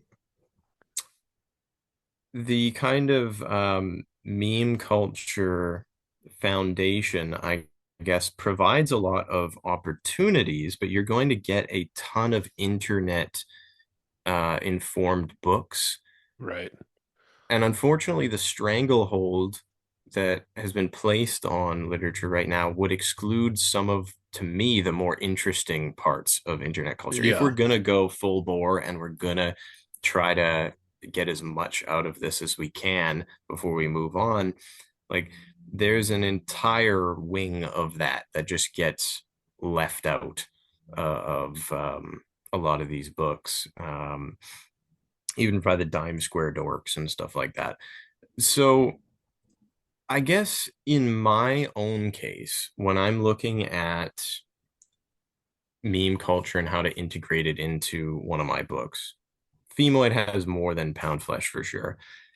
It's what can I do with this to not just signal to a joke, even if the character is kind of that type of person, they use it to um, try to in some way get out these difficult ideas that they can't consciously address in their life yet. Like, how can I offer some sort of variation on this, integrate it into a new type of joke, um, or even just show that if you constantly reference memes and stuff like that, it's really just out of an inability to find your own words for Right. this sort of concept, and that you should move out of this mode. Like this is something to be escaped from, um, with all this sort of like shallow signifying and just like defaulting to someone else's means of expression for saying what you want to say. Like I'm always looking to offer, yeah, some new angle on it, or if nothing else, this idea that it's to be avoided long term and Yeah. kind of overcome. Yeah, absolutely. That's a good way to put it too.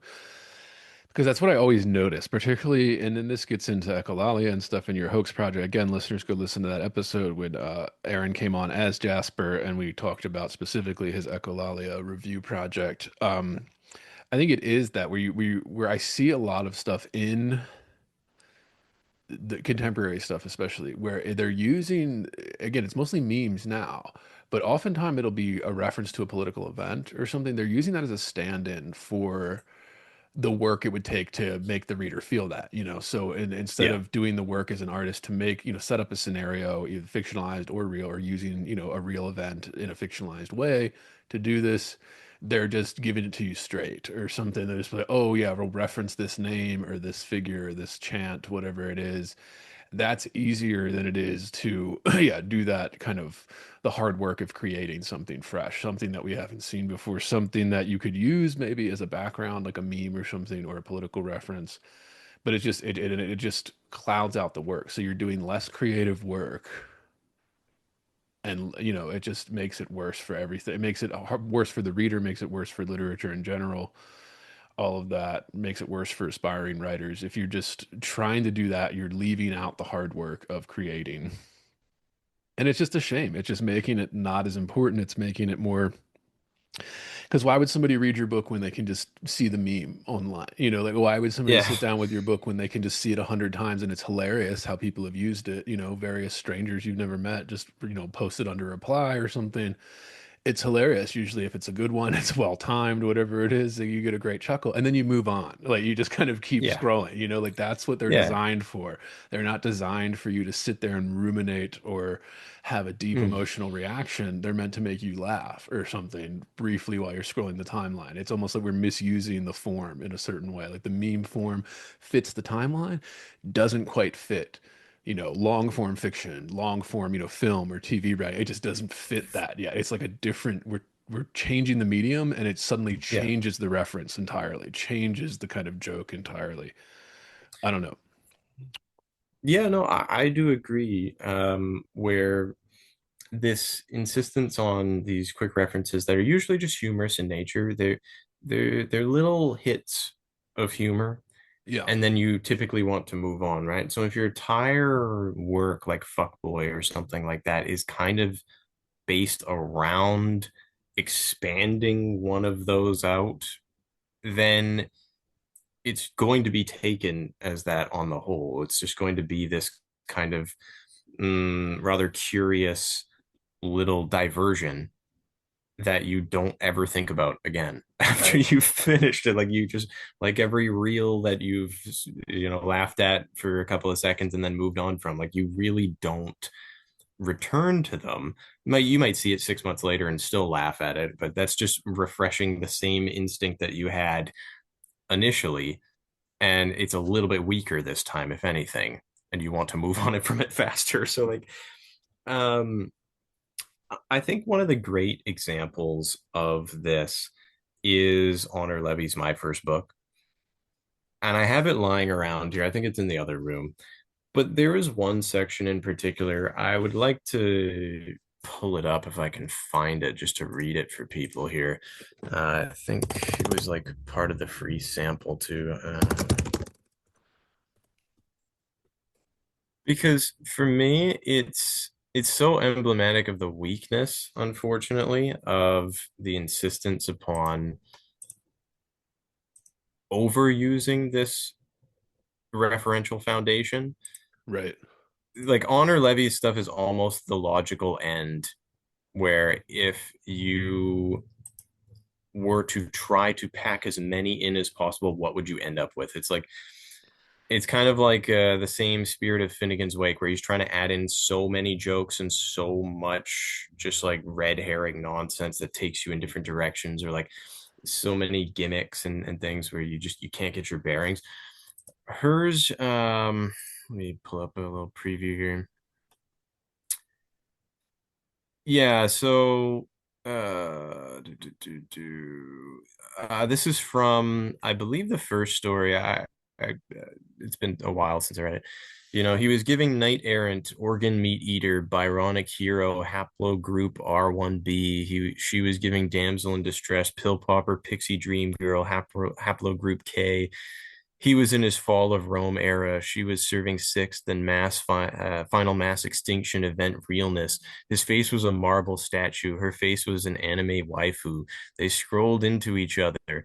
If they could have, they would have blushed. Pink pixels on a screen. Monkey covering eyes emoji. Anime nosebleed gif. Hello, friend. Hi. it was a meet cute. They met. It was cute. Kawaii. Ooh, ooh. The wife who went. It just fucking goes on. It just keeps going. Like the whole page is filled with just more references, right? To just stuff that isn't even difficult to find in meme culture. Like you're not going to even Spurdo Sparde or those guys that are less known. This is Instagram tier memery, which makes it worse. So it's Yeah. like a facsimile almost of memes. People don't even know where a Some lot of of these which, come from. some of them are already dated too. It's been like what, like a Yeah, year after the book came out, and it's already some of those references are nobody refers to that anymore. You know, like it's like the internet culture moves so quickly. A trend yeah, can happen in 24 hours and be over. Like it can literally happen like that yeah, that quickly. So like when you're that's another danger I think for artists. Yeah, if you're leaning too heavily into that, it can make your stuff more shallow. Like you see when you my big criticism of that book too is that I called it publicly, I think, Instagram fiction. It's kind of the first yeah, big, and it had a major release from a major publisher, got pushed with advertising, etc. And it's kind of like this first one of those signals is like, oh, fiction's going towards the Instagram side, just like poetry has, just like all these other forms have started going towards the social media angle of everything. And it really does kind of like it's hard when you read a story like that, like what the fuck is even going on in this? Like it's so referential to this niche thing, and the kind of, you already mentioned the Dime Square listeners that don't know, that is or was a kind of internet niche, a kind of, but also real life, because it was like a scene in New York, but also like mostly yeah, online, really. Like kind of, it was just a very, the way the internet works, a very strange way that the world works now. So there, that it was part of that scene. Maybe it was this kind of yeah. acceptance thing. I don't know, but it just, yeah, I think the point you make is perfectly on the nose there. Yeah, it's definitely hitting it. Yeah, there's such a risk of just upon publication immediately seeming dated. And this was something that I had to contend with as well, even with Femoid, where this is included ironically as a means of showing that the character is not willing through most of the book to actually put to words how she feels. So she just hides behind the mask of irony and all of these references, and it makes her extremely frustrating to deal with, and like all this sort of stuff. Um, Femoid ends up almost becoming like a parody of this type of literature in a way, that I kind of didn't intend at first. I had some sort of inclination that it would go down this route, like the Neopets references and the milk references and the ooh woo and stuff like that. It's everything that you see in the honor levy types and blah blah blah.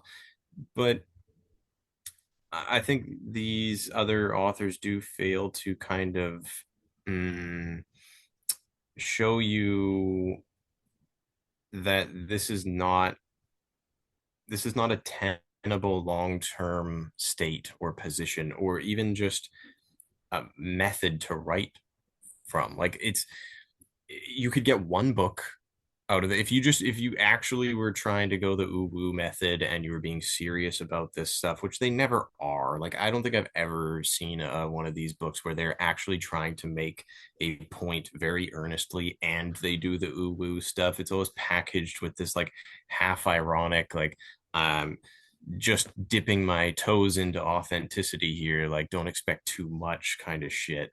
Part of internet um culture too. Yeah, part of the meme culture. Yeah, don't be too serious or you'll get made fun of. You know, you'll yeah, be a target for more memes. Yeah, or more. Yeah, yeah, and the meme base is not all that big, so you kind of end up with like this singularity. Everyone's going to use the ooh, everyone's going to use, maybe a couple things from some small niches that you aren't familiar with, but you'll figure it out pretty quickly, or like one Google search gets you up to speed on this pretty fast. You go to knowyourmeme.com or some right. shit and you're kind of apprised of what they're working with pretty quick. So yeah, there's a real dated feeling to a lot of these internet books instantly because publishing is takes so long, Right. and meme culture moves so quickly. So it would be like if the Bible were constantly being updated back in the day. Right. And here's Ezra Pound trying to write something about some biblical reference, and here's Joyce doing the same. But then, next month everyone's moved on to this new parable. Like it's a shifting sands kind Yeah. of scenario that I just don't believe will stay coherent enough to allow for great literature to come out of this. Like I would love to see a Ulysses of the internet era and then we move on. That would be very cool, actually. That would Yeah. be, you could do it. Like there's enough there that you could do it. But I just, I don't know where you go from this unless you kind of move toward a kind of long form, calmer, more traditional approach to this, where you overcome it and there are still influences here and there, but that you have to be taken seriously and you have to write something that actually is a bit more permanent, and more of like a kind of fixture in literature than a passing curiosity. So that's kind of where I'm moving at the moment with my next project. But um, I don't know. I've got so much to say about fucking meme lit and stuff like that. I could go on for days about Yeah. this. I mean, it's a serious thing though, because I think it's usurping the previous stuff where like people still reference things like David Foster Wallace. So why do they reference that? Well, because he was doing this kind of maximalist thing, whereas all Yeah. the internet stuff is all minimalist. It's very minimalist. Again, you just pointed a great example. Honor Levy's probably the most popular book to come out of some of this internet stuff. You could see it right away, like how sparse, minimalist it is, and then kind of Yeah. self-referential, and then referencing this meme culture. It really does limit the art form, and I think it limits the reader experience. Like yeah, it's interesting that you mentioned, yeah, knowyourmeme.com. It's almost like that's acting as like a canonical kind of thing for art now. Like you have to go to there to understand this obscure meme to understand what's being said instead of like a Latin phrase or something that's pulled from the Bible or something that is being referenced. I don't know, but this gets us to the kind of let's follow up on your before we get to your new book. We wanted to touch on the reactions to the poetry hoax, the Echolalia review. Again, listeners, this is linked below, and of course, go listen to our first episode together where we go into specifically this project. But all right, I saw the articles in a few papers. I saw a few of the big podcasts that covered it. So, how has the reaction formed? Is it what you expected? Different? Let's start there. The reaction to that great poetry hoax. To go back to poetry then for a little bit here, it's been pretty wild as you might expect. I was getting like so many emails every single day, media opportunities, documentary teams looking to sort of include me in projects, and God knows what else.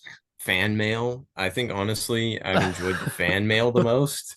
That was kind of new because I had people reach out to me through Instagram or wherever, for previous projects, but not really with the same sort of fervent energy, that they did for this project. So I was quite pleased with that. It was very nice reading people's personal stories and their kind of experiences, often similar experiences with the publishing world, and just uh yeah, I mean, life hasn't changed too much, to be fair. I was determined to really just live the exact same way after all of this broke.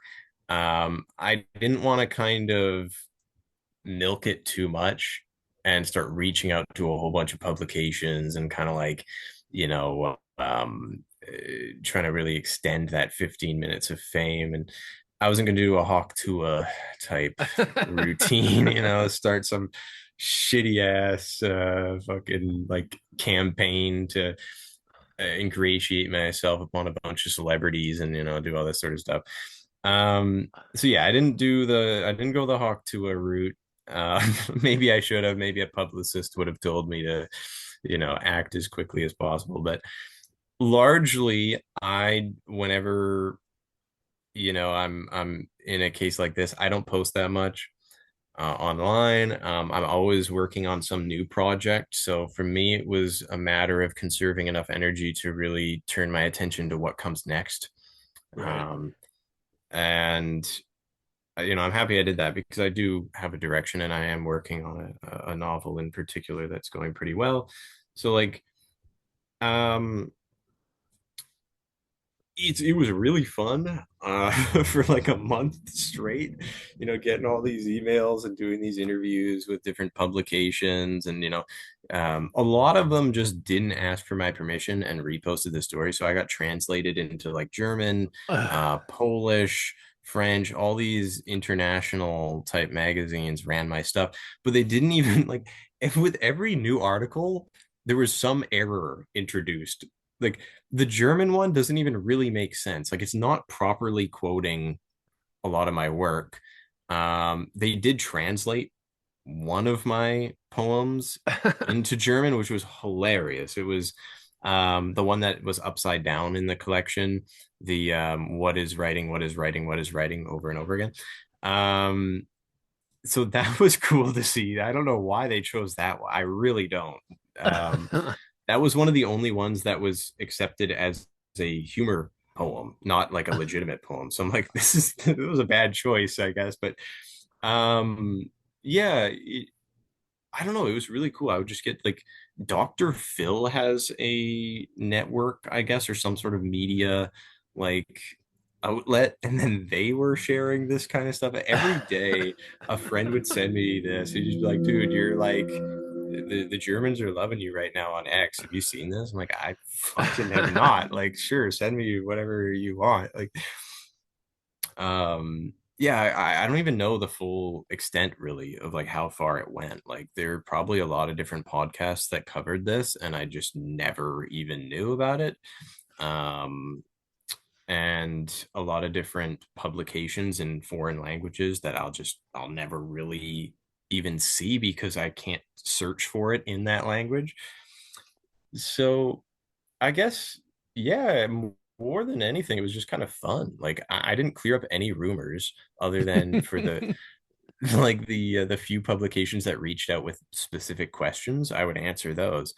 But when I would see people misquoting me, or they'd be on Reddit like trying to diagnose my sexual history and stuff like that, I would just let them do it. Like, I Right. don't Yeah. care. Like, the the more you try to go on there and like clear up rumors and like stand your ground and stuff, like, the less mythic it is. It just pulls it back into Right. reality, where you almost want to let them just spin their wheels and try to figure you out and kind of make up their own narratives. So that was my approach largely. I'm sure I could have shilled my books in comment sections where everyone agreed with what I did, like the Daily Mail and all that. Like, they're Yeah. like, yeah, stuck it to the man, whatever, DEI sucks. Like, I could have gone like, hey man, if you loved my stuff, check me out on da da da. Like, but I didn't bother. Because it was enough to get the recognition just in the form of a new article. Yeah. Lots of hit pieces came out, but yeah. Yeah, I mentioned this before we started here, but I did a quick Google search when I was just saying, Aaron, for your name, real name.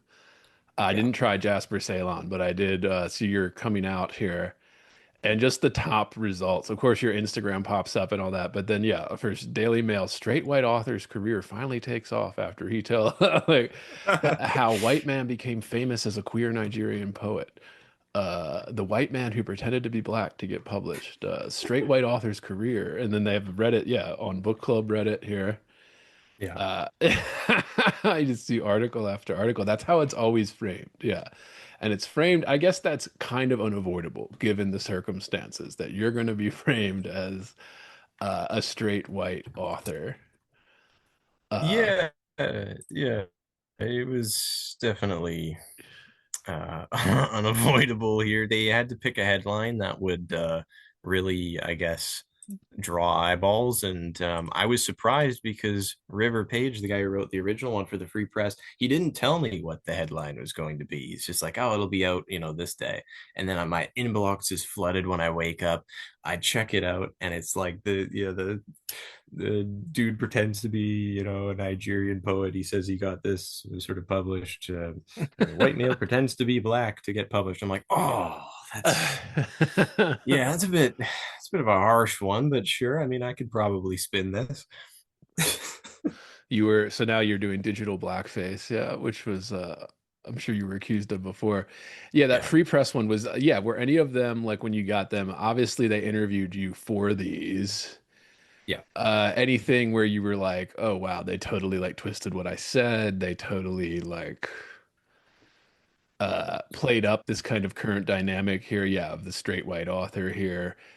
Straight white author's career finally takes off after he yeah yeah that's how a lot of these are framed.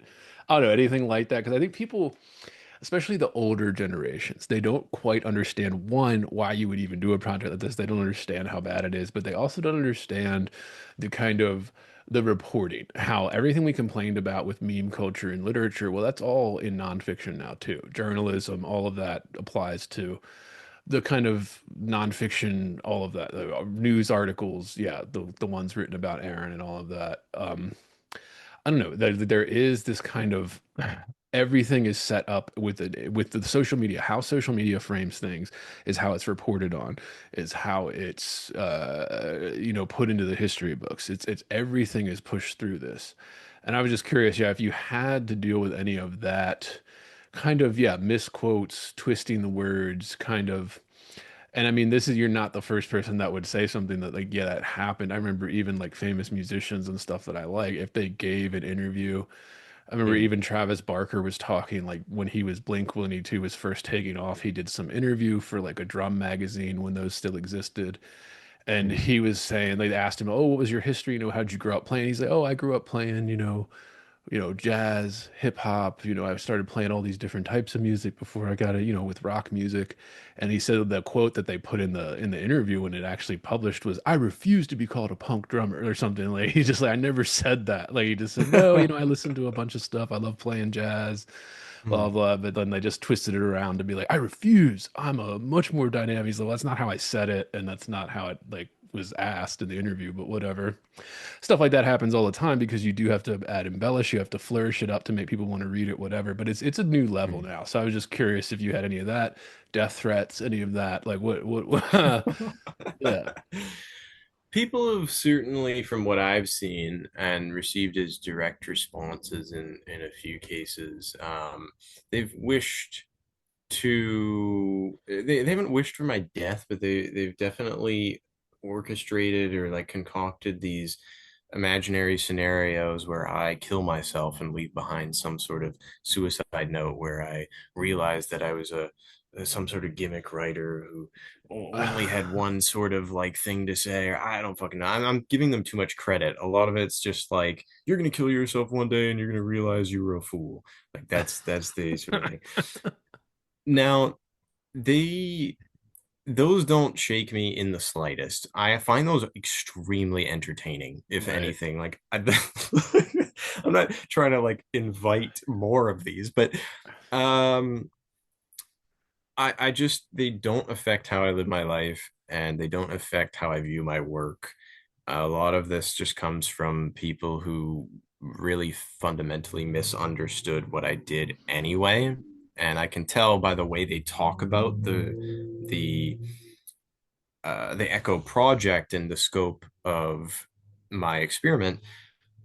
I can see they're getting details wrong. They're like, Right. oh, he only targeted DEI type magazines and he only targeted like the shittiest magazines, blah blah blah. Like, no, there are tons in there that are completely, well, as neutral as you can get these days. They're more like experimental magazines with a little bit of, leftist kind of preferences. But things like that, where, yeah, I did go and try to really complete a full range of submissions here. So Artidolia and all these Delia Mita, these types of ones. And I just like I didn't bother even trying to correct a lot of this stuff. It was just there was so much of it going on. It would have just occupied all day, every day for me. So um, things like yeah, he never tried to submit to any like better magazines. Like I got an offer of publication from the Antigonish in Canada, which is like one of our better, more long-standing um poetry journals. It takes so long to get her. They took a full calendar year Right. to Yeah. respond, and then they said, "Oh, sorry, this. Oh man, this has already been picked up. We would have loved to publish this. Like, Right. that's too bad. Like, I didn't have 5 years to do this. Right. The discourse would have just moved on. So yeah, you do have to expedite things a little bit by sometimes choosing the magazines you know are going to respond a bit faster. Um, that does And not mean I didn't think about these things or like consider them, and I'm just some thoughtless, cretin. right. Yeah, and I mean, you a lot of that you knew what was coming for some of this. Like you knew what was going to happen when Mm, this went public. You knew what they were going to. I mean, it's so predictable. You can know what mm. these people are going to say, what they're going to. Yeah, you could probably have predicted even yeah that every article here would be starting off with straight white male, Yeah. career, straight white author's career finally takes off. Uh, as that. So you knew that was coming, of course, and you knew that there was Sure. going to be yeah, the typical kind of response to stuff. I mean, we've seen other Mm, hoaxes. We talked about it on that other episode. Again, listeners, go listen to mm, that to hear the complete story of Aaron and embodying Jasper in this project. But yeah, I don't know. There is the expectations. We have these expectations around it, sure. And I said that, yeah, like the free press framing with the white man who pretended to be black to get published. It gives you an idea of the framing of the reception. And there's yeah, a bunch of Reddit threads. I think you already addressed the one that's just yeah. I clicked on it out of curiosity, and they gave the one from the Daily Mail article as the one that's linked. And yeah, everybody in the comments is just. Uh, some are on your side though. I think oh, surprisingly for okay. Reddit too. Some of them are like, man, like I just browsing quickly. Yeah. Somebody said, I wish there was a world in which writers' identities were unknown and all books were submitted anonymously. I'm like, yeah, that's kind of the point that you were making here, that we're putting too much Yeah. emphasis on that. But yeah, I don't know. Some were on the side, some I just thought it was funny. Some of these things, they're all over the place. And of course, listeners, you could find this with a quick Google search, and maybe we'll link one if there's a funny one. But all of Aaron's stuff is linked below as well if you want to start exploring some of that. It's just interesting how that happens. It's interesting how that goes. And I was just curious, yeah, how you dealt with some of that because I think it is something that people, you know, they want this. They're like they might be curious about a project like this. They might be like, "Oh, that's a cool idea."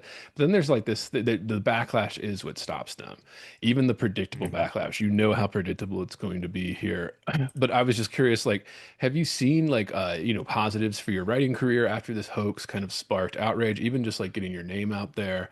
Like you said you already got kind of flooded with emails and that was kind of overwhelming and like, "Oh shit." I don't know. Mhm. Do you see like benefits to this, like the more positive side of doing some, which is, what the goal was. It's not like it was a goal to be negative, to draw negative attention to you, but still it gets Mm. attention on you. Yeah. So I don't know. Have you seen benefits of that or? I have, I would say, where a decent amount of publishers and poets reached out to me personally, kind of just to express solidarity, whatever else. It felt like there was a lot of organic engagement, Yeah. more so than with my other projects previously. Um, and yeah, there's a press that I really want to work with going forward. So like this next novel, they said they would bump it up to the top of the reading pile as soon as I was done with it, kind of thing. So, it's sort of paved the way a little bit for my next project. With publishing, there's not too much you can quickly follow up with, right? Unless you have a Right. manuscript prepped and ready to go. But I put these three out basically all in the same year. Like I was working on these for essentially 2 to 3 straight years prior. So like I had expended a vast amount of creative energy to get all of these to this sort of place. So um I don't know, people would ask me like, "Oh, do you want to be in my magazine? Like, do you have any like material right now that you could send me?" And I would have to go like, "You know what? I probably don't actually." Like uh I've basically gotten everything out that I had to get out. So just give me a little bit of time, like maybe 6 months from now or something, I'll give you, a short story or whatever it is. So I passed up on a few of those just based on the timing. Um, the I think I explained this before when I was on last, where there are two philosophies that you can really embody as a creative, um, where you either just are content to write for a decade or two and let your stuff build up, and then one of your works eventually um, gets picked up for a contest, or back in the day, Oprah would Yeah. pluck you out of obscurity. Her handlers would determine that your book had some sort of narrative they wanted to push or whatever. And then that would just sell your back catalog, and you'd finally be able to judge contests and you'd be given all these perks. Or you can just kick the door down and just go balls to the wall as fast as possible. You might have a shorter career, but if you have something that needs to be said right away Right. and you are okay with ruffling feathers, making enemies, potentially drawing negative publicity, whatever it is, if you're determined to live through that and you're ready for the consequences, you can just kick the door down and you can do something like what I did, where you kind of go for notoriety first and then your catalog catches up to your name. So that always seemed the most appealing to me, and my 14-year-old equivalent there, who was wrestling with all these, existential ideas, and, this idea that I might have a severely reduced lifespan. Like, I needed to move faster. I always felt like I haven't quite shaken that Yeah. sense, even though, my health is fine and whatever now, but like I still live in that kind of mentality. Because of all those years. So it did not make sense at all for me to delay this and just kind of go the traditional route as some of my friends in the industry might. Um, yeah, I'm glad I did it. It's quieted down a little bit, but that's just because I've let it, and I'm, consciously working on the next phase of my career now. The hardest thing to get is a name, because there are so many writers now. There are Yeah. just so many. So even if you don't sell any books, you could have a name and sell like one copy of your book. Yeah. But having that name and having things come up when people search for you and all of that is kind of an invaluable career booster. And I don't know. I had to sacrifice quite a bit to get all of that notoriety, Yeah. but I certainly don't regret it.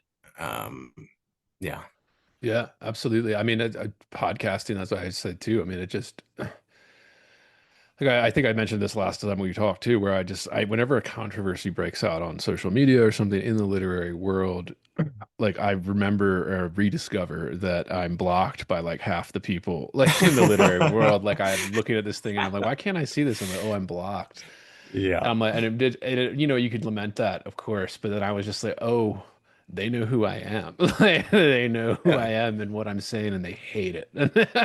And they sure. hate that I'm out there every week saying this to people, and people agree with me, even however small, you know. Uh, but yeah, I mean and I mean I think it's a lesson to people out there listening who want to try and experiment or something. I mean, look at Aaron, and this gets to you kind of the backlash too, but you went mask off. You went no longer a non.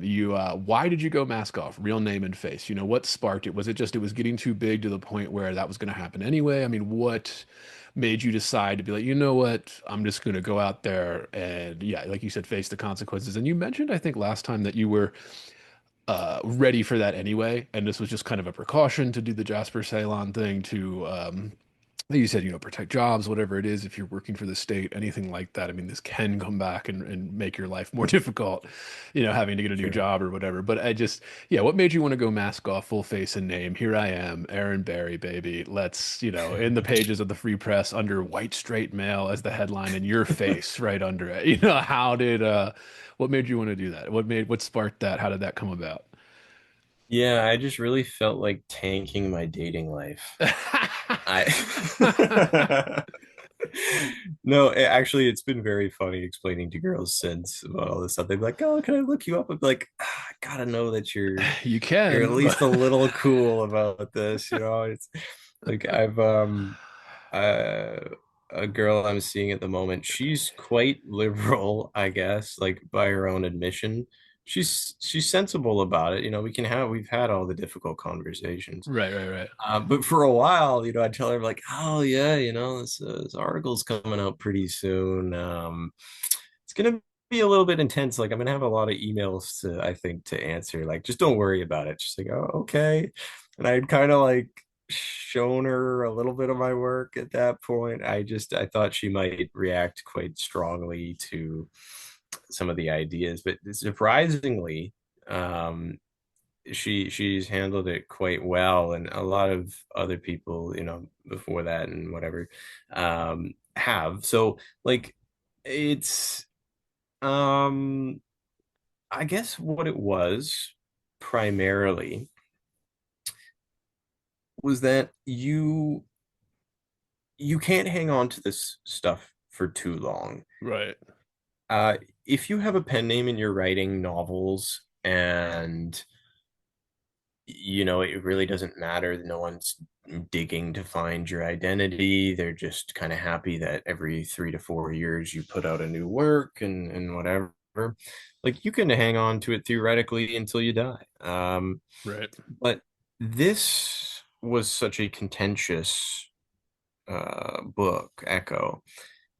And I had a feeling people would kind of dig into who I was and start to look for clues, because I actually in kind of encoded it within the book.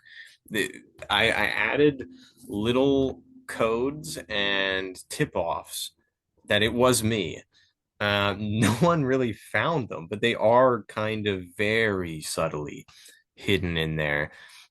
So I kind of left a trail for people to kind of Right. find.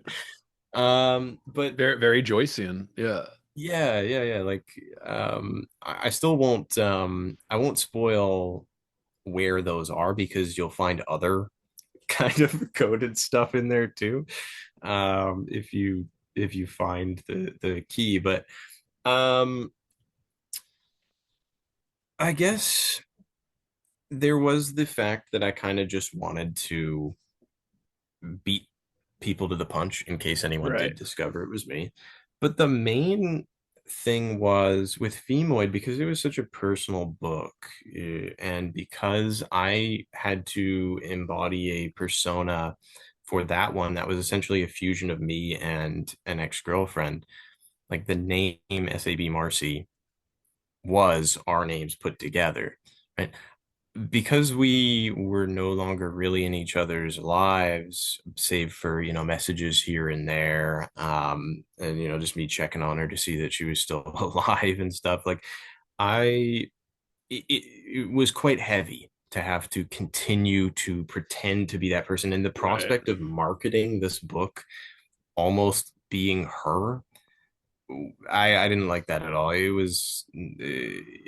just didn't sit right with me. If we had still been together, different story. But when I sort of got approached by River, and he's like, "Hey, I'd like to do something on Echo." I'm like, "Oh, sweet, yeah, okay, I'll let you do that." And then he asked if I would sort of confess to who I was, and I kind of mulled it over. I'm like, "Yeah, now might be the time. Sure, yeah, like this. And that's a I'm big probably enough publication that would probably be a little more friendly to you than other publications too. Yeah. Yeah. So that's right. calculated decision. Yeah. Yeah, so I mulled it over. I ran through some scenarios, and then I just determined, yeah, okay, this makes sense. And then they're like, okay, we'll run the story for sure. Da da da. But then I'm like, well, can I really continue to be Marcy as well? Right. Here's a press CA. I'll just abbreviate some of this stuff and whatever because of current ongoing legal issues related to Feeboid. Which I mean, I could go on for ages about that, but I won't make certain people even angrier at me. It would appear I have certain lasting enemies from that side of things. Um, but yeah, it's funny. People, I guess they who champion creative freedom and actually anonymity in publishing will, when you publish a book anonymously that's centered around freedom, they will try to kill your book. Yeah. It's funny how that works. But anyway, so uh, yeah, I thought, okay, well, here's a great indie press with a fantastic catalog made up of writers who are now like internationally famous. And he in some way would have discovered some of them, this publisher. Right. And I'm like, this seems like a slam dunk. Like I can temper this story by showing that this novel was written also with a pen name, but with almost like an opposite purpose than Echo, where Right. Echo shows the extent of how far you can go with pen names in a satirical sense. And then Femoid shows what you can do if you're actually trying to be earnest, but you might be writing a story that people just simply wouldn't accept coming from you. Right. Um, but yeah, I mean, there's the huge meltdown with the publisher there, not even letting me explain that I had done this poetry ruse. We didn't even get to that point in the conversation when I talked to him over Zoom. It was unfortunately a confirmation of a lot of the stuff that I had observed from the publisher as I had dealt with as a poet. It didn't make him any happier that the poetry stuff was, the Jasper shenanigans and stuff, but quite literally, allegedly, it was just enough for me to say that I was a white man who had dated the inspiration for the main character and who had earnestly put down this story and fictionalized it so as to sort of um, try. If you're hearing this, it's because you are listening to the free public feed of Heavy Board. To get complete, uncensored, uninterrupted, full access to this podcast, become a subscriber at patreon.com/heavyboard.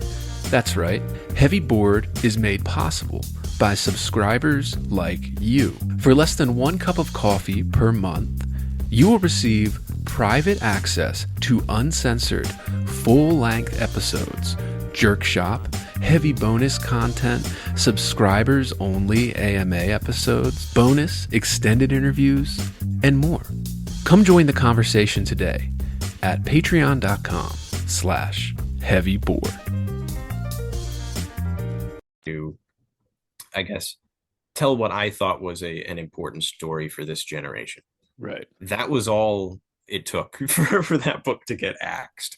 But yeah, so then the inclusion of the femoid stuff in the article took on a rather negative spin, which I didn't want. Initially, it was Right. just like, here's a great press who's also worked with him. Like, he's not all that bad.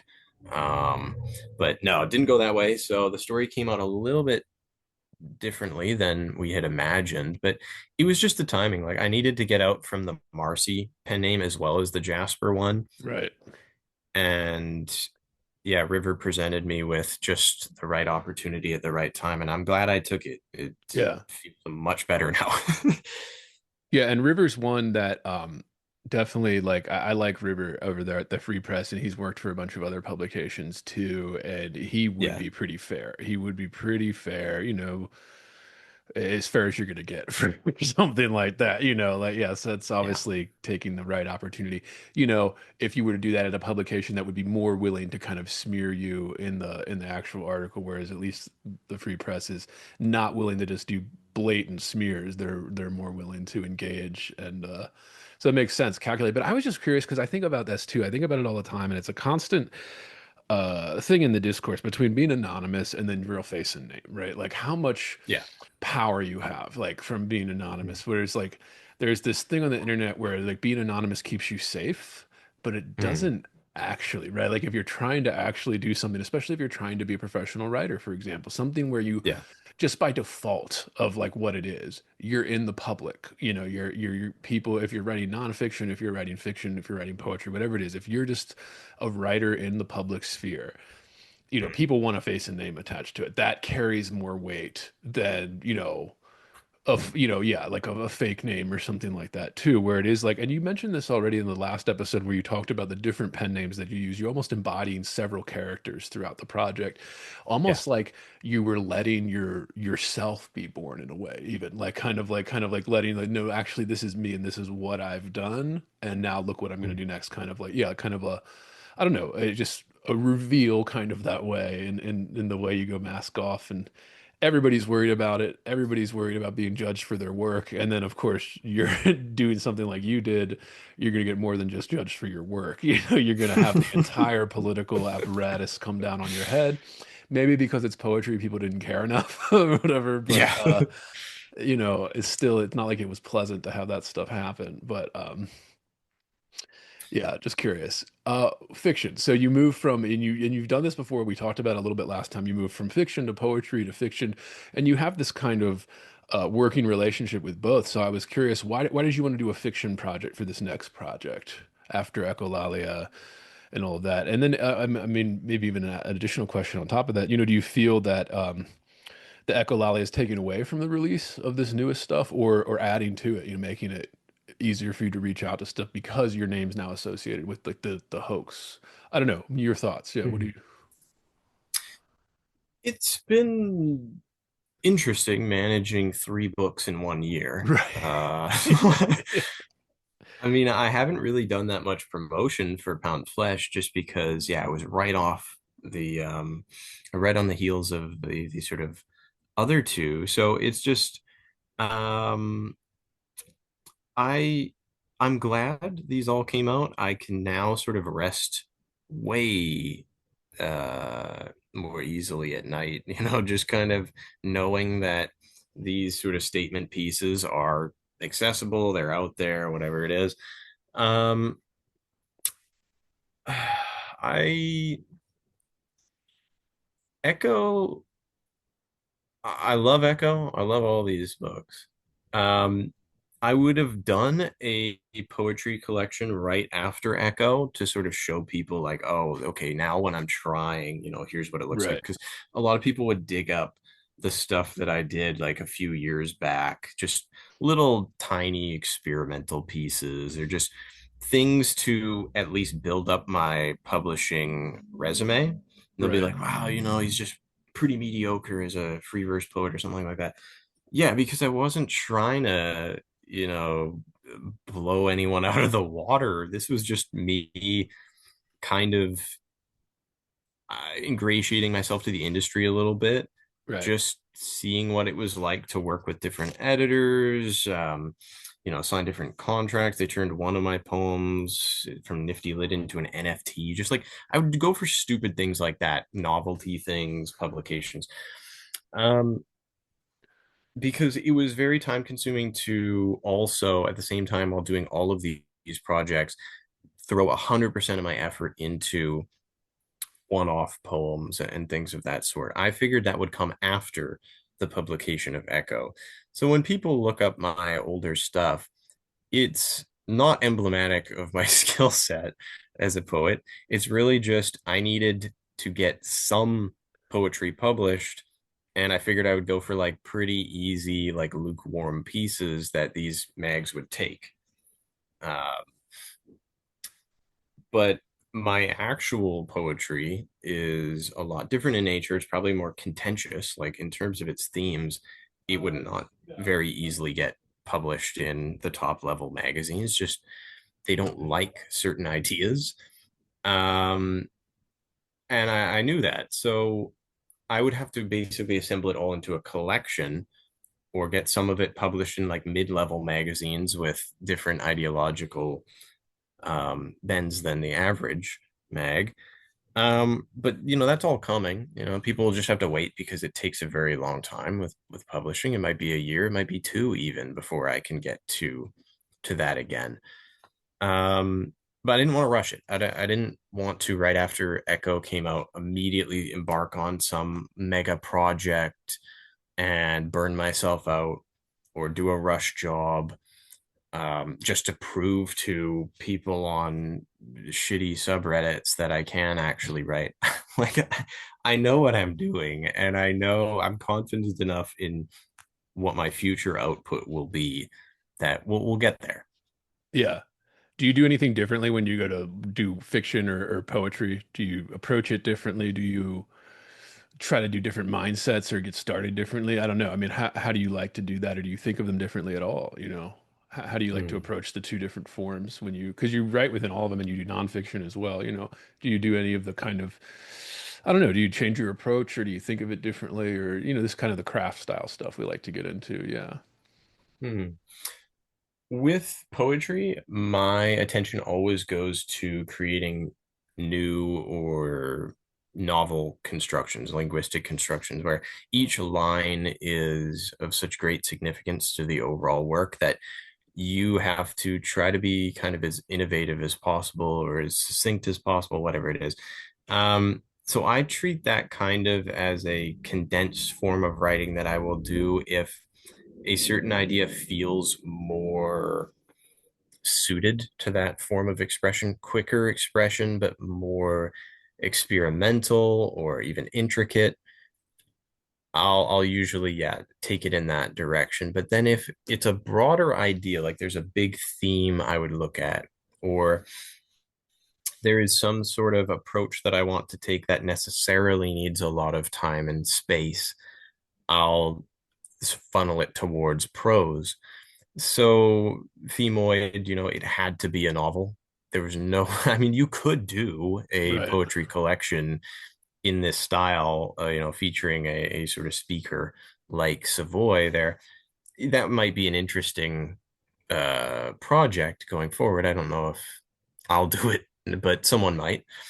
Um, but yeah, that one just naturally felt like there needed to be more explication. There needed to be it needed time to build, and there were certain artifices that I couldn't simulate in poetry, so it just had to be that way. Yeah. For Pound Flesh, I mean, it was more of a bridge novel between mega projects where I wanted to experiment a bit more with just a plot focused story where you take these four zoomers and you look at what might happen if in these worst case scenarios zoomers kind of lose it a little bit and take matters into their own hands and have to kind of actually commit criminal acts in order to find comfort in this life. um, that one kind of just came together, and I knew that it wouldn't work in poetry form at all. Like these Right. were four unique characters that had to express themselves through dialogue and whatever else. So that one very quickly went the novel route, and I didn't even consider Right. um, poetry for that. But in terms Kind of of my process, you just yeah, let the sorry, go for it. you just let the project guide you, whatever the project's calling for essentially is kind of Yeah, because when you're practicing, when you're younger and you're sort of starting out, you might not know which right. form you should go into. Like a lot of people just only go with one form. They're a poet or they're a novelist or something. Um, but yeah, there's kind of like this checklist you almost go through. At first, it's very deliberate. And then once you've internalized all this stuff and you've practiced enough, you don't really have to think of it. It's just automatic, and it takes you in a direction and you let it, and to let it kind of guide you towards Right. a form and a style and everything. Like I didn't really even have to think about doing Pound Flesh in all lowercase with minimal punctuation and like play formatting for the dialogue. It just kind of emerged Right. and I knew to kind of ride it out. And I said, that's the form this was supposed to take. I'm not gonna Very, wrestle with this. very Joycean. Yeah, to have the play little one act plays come into it and things like that. Yeah, that's Yeah, that. I think that's that gets to what we were talking about earlier too. With this, the reason you acquire a canonical knowledge base is so that as a writer you can understand when the project calls for a poetic form or a more prose style form, or even a more experimental form. Like you just kind of building up your knowledge base only helps you and as a hmm, creative going forward with those things, in your field, whatever. So if you're doing painting, this goes for the painting canon or whatever. Um, sure. so awesome. Yeah, I wanted to ask about the themes of this. So why Zoomers, and then you kind of the financial kind of traps of current Western society. How did those come to be like the focal points and the themes? Obviously, there are many more themes, but just those two. How did Hmm. that, is that what started it? Did it kind of spark with this idea of kind of that, the Zoomer generation? We always hear about the millennial generation because we're just the ones that are old enough to talk about it right now and all of that, where the Zoomers are still kind of getting out of, 26, 27, 28, getting into that point where they're comfortable doing this. But I Yeah. mean, Zoomers probably had it worse than millennials, even when you talk about like millennials always talk about, oh, the '08 financial crisis, the dot-com crash, COVID, this kind of like these things that just made huge, just really upset the established order of the previous 50 years. Like, and that happened maybe three or four Yeah. times throughout millennials' lifetime. Gen X Sure. and boomers didn't have it happen as much. So we kind of resent them for that. So I wonder if like Zoomers have that even worse now. Uh, in terms of, I mean, I'm a Peter Thiel defender too, so I always talk about Peter Thiel as this quote from the leaked emails from Meta board members where they're talking about that, where Peter Thiel is much more measured as a thinker than people like to pretend he is, where he was just saying, it's not, it's pretty clear why younger generations are moving more towards a socialist worldview, where he said, like, in a capitalist society, when you're prevented either structurally or, institutionally or whatever it is that happened that like prevents you from accumulating capital in a Mhm. capitalist system. He's like, well, Yeah. of course you're going to turn against that when you can't, when you haven't been allowed to accumulate for several years. Mhm. Of course you're going to turn against it and look for other ways. And I don't know, things like that. I don't know what would made you kind of see, go with those themes. I don't want to get too off topic with the teal thing. People already, when they Mhm. hear that name, are just, they just already kind of red in the face. Yeah. Yeah, with his upcoming whatever Antichrist lecture series Yeah. and Yeah. stuff. Like that's a bold choice there, Mr. T. But um yeah, I think it would require a little bit of context, I guess, from my personal life, where like with the changes of professional direction, where I'm sure as a GP, so I wanted to be a GP. Um, I would have had a very comfortable life financially. Yeah. And That's for listeners listening, that GP stands for general practitioner in the medical field. Yeah. yeah, like with that, you can make a good amount every There's a huge year, shortage of those too. People are going huge into shortage. specialties and not GP. Yeah. Yeah, like that was, I always wanted to be a family doctor. Right. Yeah. Maybe you do some basic surgeries and stuff at the hospital, like once every 2 weeks or whatever, too. But um, I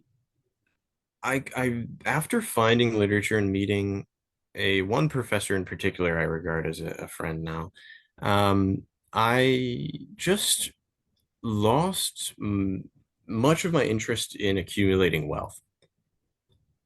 And I could have spent Right. a lot of time investing and doing all these things. I do now, and Right. I count myself as someone who's actually pretty decent at it. Um, but As you mature as I, a writer, you realize you kind of have to at a certain point that if yeah, you're right. if you're a Like, financially illiterate writer, it's gonna be rough for it, even rougher than normal. Yeah. well, yeah, you can't even live and like get by as a financially illiterate writer anymore in the way that you Yeah. used to, right? Like, Right. it's Yeah. there's no romance to it. Now you're just bumming around on people's couches, and you're not going to these coterie meetings at night, and sitting there in the candlelight and talking about your great works. No, it's a lot of people thinking you're useless, you bumming around, you going to like fucking Starbucks or something and getting the cheapest thing in like an ice water and working on your thing on the laptop that my one, I mean, I wrote my shit on a laptop that was made in 2008. It barely worked. Like, um, that's it. And there aren't these literary coteries and there aren't these groupings of these elite writers anymore. They're very hard to find. So it's just you. Like a lot of the time, it is just you. So you're almost punishing yourself Right. now by being completely financially illiterate or like completely dedicating yourself to this craft. I'm glad I did. It got me to this point. I would never go back and do like I made mistakes, Right. I regret this. But many, many people would have given up based on like my financial prospects of like working part-time teaching and doing all of this stuff. And it would get in the way of relationships. I didn't take fucking vacations. I didn't do Right. any of that sort of stuff. I could have been a lot further along financially in life, but I know that I would have always looked back on this period of my life and gone, what could I have done creatively? It would have followed me to my grave. I knew I had to live it this way. But living as a poor person, like someone like demonstrably destitute, you do sort of develop a real and lasting appreciation for just how bad some people have it, Right. where you're like soldiers in the trenches together, um and you start to become very attuned to the kind of suffering of others as it relates to finances. So I was perfectly okay being poor, but a lot of the people that I knew who were desperately trying to get out of that state. Anything they could, they were selling their bodies, they were doing all of this kind of stuff. Right. Um, so I had to watch this and I had to just sort of internally catalog it. And eventually I arrived at this kind of idea where what about the next generation? I'm kind of on the cutoff. I'm not necessarily a Zoomer, but I don't identify as a millennial either. I'm just kind of stuck in this interim, like no one wants me kind of thing. But I had spent some time with some younger people, and I dated a girl who was a bit younger than me. And I would ask her about like what her friends thought about their financial prospects, what they wanted to do in life. It just kind of seemed like there wasn't really much out for them unless they had wealthy parents. Like their Right. ability to accumulate capital was severely hindered unless they took very odd jobs, sold their souls, so to speak, Right. became hustlers, grinders, whatever Right. the fuck. The grind culture is a symptom of the financial Yeah. kind of woes that we're living through in the West. Yeah. Yeah, and it burns people out. It robs them of a certain dignity. Um, so yeah, just talking with her quite a bit about that and just my own experiences and observations eventually coalesced into this. And I wanted to, yeah, kind of examine what happens when younger people just kind of get fed up. And in Moro's case, the main character, she's almost like a representation of Camus' Meursault, where she doesn't care either way. She actually just genuinely doesn't care if she has money or not, but her friends seem to, so she goes along with it. Right. uh, Lil is the main driver of this sort of plan, but um, I wanted to look at broader philosophical considerations surrounding money and if you are checked out of this system, what does your life look like? Are you just going to be taken advantage of and like downtrodden for the rest of your life unless you get with the times and the grind culture? um and we all have our reasons for opposing the current financial system, but this was meant to be a look at what the younger people would kind of object to in it. Right. It's always interesting too as writers. Are you talking about like writers being financially literate or artists being financially literate? I mean, uh, you heard stories, and these were stories you could trace all the way back, but even more modern times. I'm thinking of Chuck Palahniuk, the Fight Club guy, Mm. I think his accountant stole like $25 billion from him. Yeah, that was So crazy. he is, teaching workshops and stuff now because he thought he had $25 million from all the movie rights and the sales, blah blah Yeah, blah, yeah, yeah. and it's gone. Dane Cook, his brother stole like $100 million or something from him, like all his Ooh. money. That Yeah, one's a yeah, little different because he was sending him like fake reports. Like apparently like yeah. he was getting like fake invoices and stuff from his brother. So it was like going Ooh. so elaborate that didn't quite understand. But if you don't Mm. understand what you're looking at when you're getting those reports from your finance team or something, I mean, it can screw you now too. Even if you did achieve all the success that people want, Yeah, like a Chuck Palahniuk out of writing books, that would be great. That's every writer's dream. We'd love to have 25 million in the bank off of writing books. That would be great. sure. But if you don't know what you're looking at, you're going to get screwed. People are looking to screw you too, especially in that world. Mm. That's why when you start learning about this stuff too, the language, the vocab, it's all meant to exclude. It's just, I mean, you can say this in literature too. You see saying words like syntax instead of sentence. It's Mm. kind of like there's a language that excludes you from the club in a certain way, and that's by design. And sure, we can make arguments about that or whatever.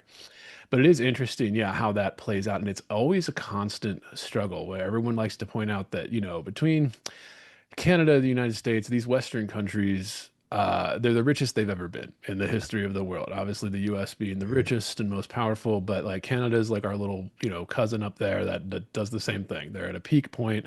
Everything's Mm. going, finances are everywhere. Everybody's richer than they've ever been, but everybody feels broke. It's kind of this Yeah. strange thing that we've suddenly forced a few generations through now, and people are getting, yeah, so I don't know. I mean, it's a rich topic for this stuff, so I was just curious, Mm. yeah, if you had something like that, or what inspired it. But I think that's great, yeah. I mean, in terms of, yeah, how do you deal with that as somebody? We always hear about the millennials, like I said, we don't hear about that next generation, maybe because it's smaller than the Mm. millennials, maybe, I mean, but I am bumping up against time here, Aaron. So I kept wanting to call you Jasper, sorry, but we're doing this. I'm going to ask the next couple questions. They're all kind of writing questions, Sure. craft stuff. I'm just going to ask them. We'll try to do rapid fire, and we'll do this. But again, we'll have to wait till the next time you come back here to continue the conversation.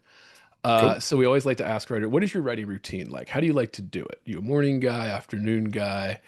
What do you like to do for your writing routine?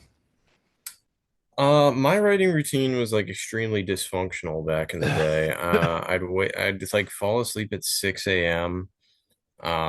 Maybe be up sometime in the afternoon or some shit. Like, 'cause it would always take me like an extra couple of hours to like fall asleep. And then for like the first half of the day, I'd just be useless creatively. Like I could pump out stuff if I, had a deadline, whatever it was. But I would wait usually until about midnight. And then from midnight to 4 a.m. was my peak period. Yeah. And I would go outside with a notebook and just walk back and forth um, by this library, the same one that I found the Hemingway book at. So I'd wander around there under like, dubious lighting, and I would handwrite everything first and then later type it and then, reformat and stuff like that. I'm not as, um, I guess, disjointed with it now, where a lot of the time, yeah, if I know that I'm in on a project, it is just all consuming. So I like Yeah. to scaffold. I like to build these sorts of universes, and so I'll wake up and it's on. Like I'm in the shower. I'm thinking about it. I'm Yeah. dreaming up different concepts. I'm running through options and calculations and da da. Um, I work fast. I tend to sprint with a lot of this stuff. Femoid it was 150,000 words at one point. I wrote a lot of it over the span of 1 month, Wow. like every single day, just like 5,000 words, 3,000 words, every single, no quit. Um, but I take up my time a bit more now. Um, Food is a big aspect of it where like I'll usually just be snacking the whole time. And as long as I got that, I've got some sort of snack. some sort of book to handwrite stuff in.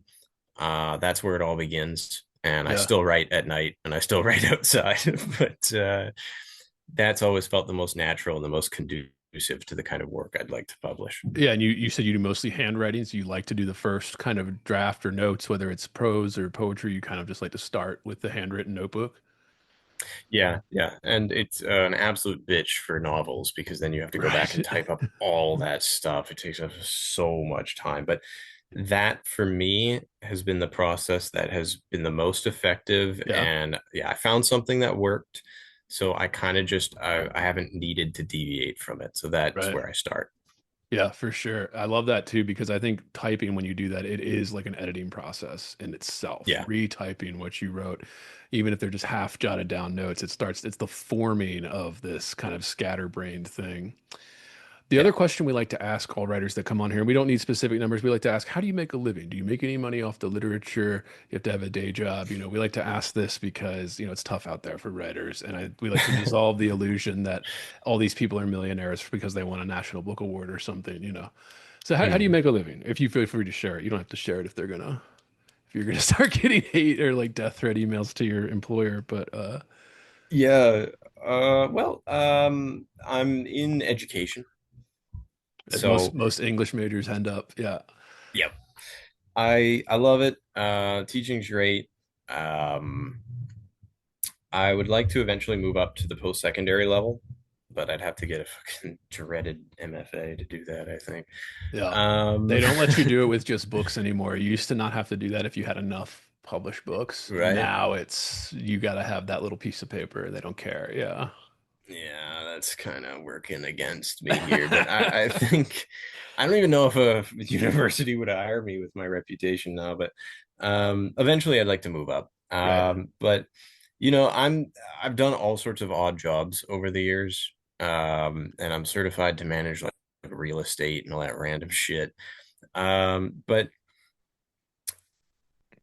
primarily teaching Right. at this point. That's just my day job, and it just keeps me I don't know. It's English related, but it does draw me away from the kind of maniacal approach I take to writing, where it's just all consuming and it just, yeah, I need to get out of that headspace from time to time. So, yeah, love teaching. Yeah, I'll do odd jobs. I edit, for different services and whatever else. I invest now, Right.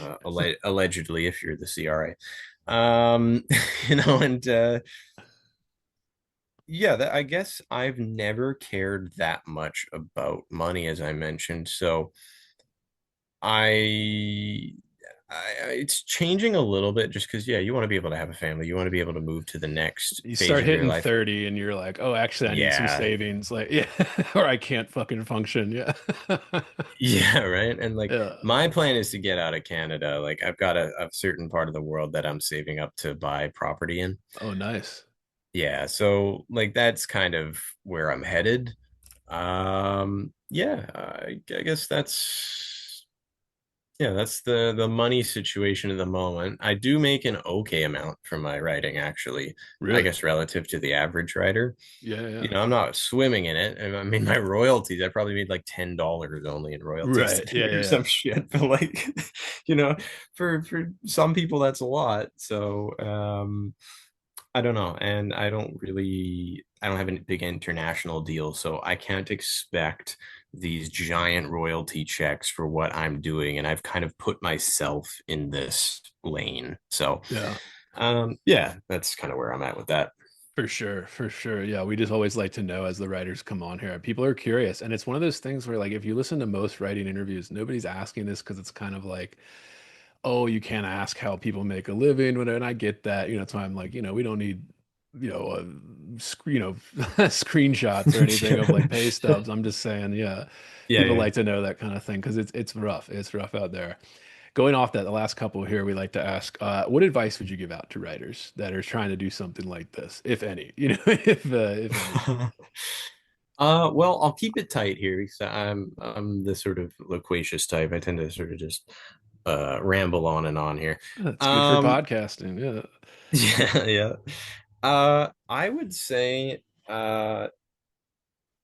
there's a ton of writing advice I could give, but if we're going to focus on something related to what we've discussed today, it would be that studying the Joyces of the world and learning about the most complex expressions of, in this case, English linguistics, is immensely helpful because if you can aspire to that level of density and complexity in your writing, other forms just become far easier. And I don't know if enough writers really push themselves to really Right. try to see the absolute limit of what they can do intellectually and linguistically. Um, it's it's humbling, of course, because you're not Joyce, unfortunately. I'm not Joyce, you know. It's but it will help you really hit that next stage, in my opinion. We need to go through that. Don't shy away from complexity and kind of retreat into this minimalistic meme-filled nonsense. Right. Um, because otherwise you really just relegate yourself to a lower tier of achievement. So do push yourself, do look into those references, those traditional references. Um, don't become so mired in it that that's all you do, but it's really just finding that middle ground in the end, where you now become an informed and capable creative. Absolutely. Absolutely. Aaron giving out gold here, listeners. Final question. What are you working on now? What's taking up your creative energy? Well, I've got three possible projects. I've basically mapped out about seven, but there are three like front runners. Uh, the novel I'm about 35,000 words into. I imagine it'll be about 70 to 80,000 words in length. Because I'm the closest to finishing that, I think that will be the next project I put out. I conceptualized a short story collection, and I've got the kind of framework mapped out, and I've got the general story ideas, and it's just kind of fleshing all of that out. And then there's a poetry collection that I've started on and I've got pieces for. It's just I'm waiting for that kind of epiphanic moment where I see what it absolutely has to be. Right now, I think it's good, like it's heading in some direction, but there needs to be some more significant unifying factor for it. So, Right. yeah, those three would be the main ones right now. Fantastic. Got him brewing. Aaron, this has been fantastic. Thank you for coming on again. Handles, websites, where you want everybody to go. This is all linked below as well. Listeners, go click on it. Yeah, well, you can find me on Instagram at Aaron M. Berry. I'm usually on there more than I am X or whatever, but I am on X too as J Ceylon 2 under the Jasper name. In terms of, I am on Substack as well, though I don't post there terribly frequently. That one's at Jasper Ceylon. Mm, but yeah, then just the other sort of books and stuff like that, you can find them on my link tree on any of those, more or less. But yeah, always thankful to have new readers or whatever. Reach out to me personally if you want. I look at people's stuff when they send me their work. I actually really like, giving people advice and stuff. So if you're inclined, send me what you got kind of thing. I'll give you some pointers. Yeah, fantastic. Fantastic. Well, Aaron, please come back. Yeah, please come back for that next project or whatever. You just want to talk literature, poetry, whatever, please. Door's always open. Been a great time. For sure. Thanks for having me on, man. It's always cool. I think we see literature very similarly, so it's nice to be, among Yeah. friends here with this. I'm sure we could have gone on for like 7 hours. Joyce will maybe we'll do Joyce. So you come back on, we'll do a Joyce book or something. Let's That do would, yeah. Finnegan's Wake. Yeah, yeah. Drive ourselves absolutely mental trying to break that down. Like, I wonder if we were to both do like an informed reading, I wonder how much we could respectively figure out about the plot alone, like what percentage we could kind of determine. Maybe like 10. Yeah, yeah, yeah.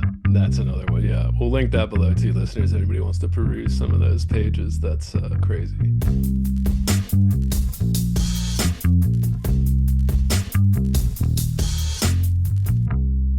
Heavy. Bored. Heavy. I am heavy. Bored. I may say the male is entirely hostile. No! Dinner. Resources. Life, friends, is boring. We must not say so.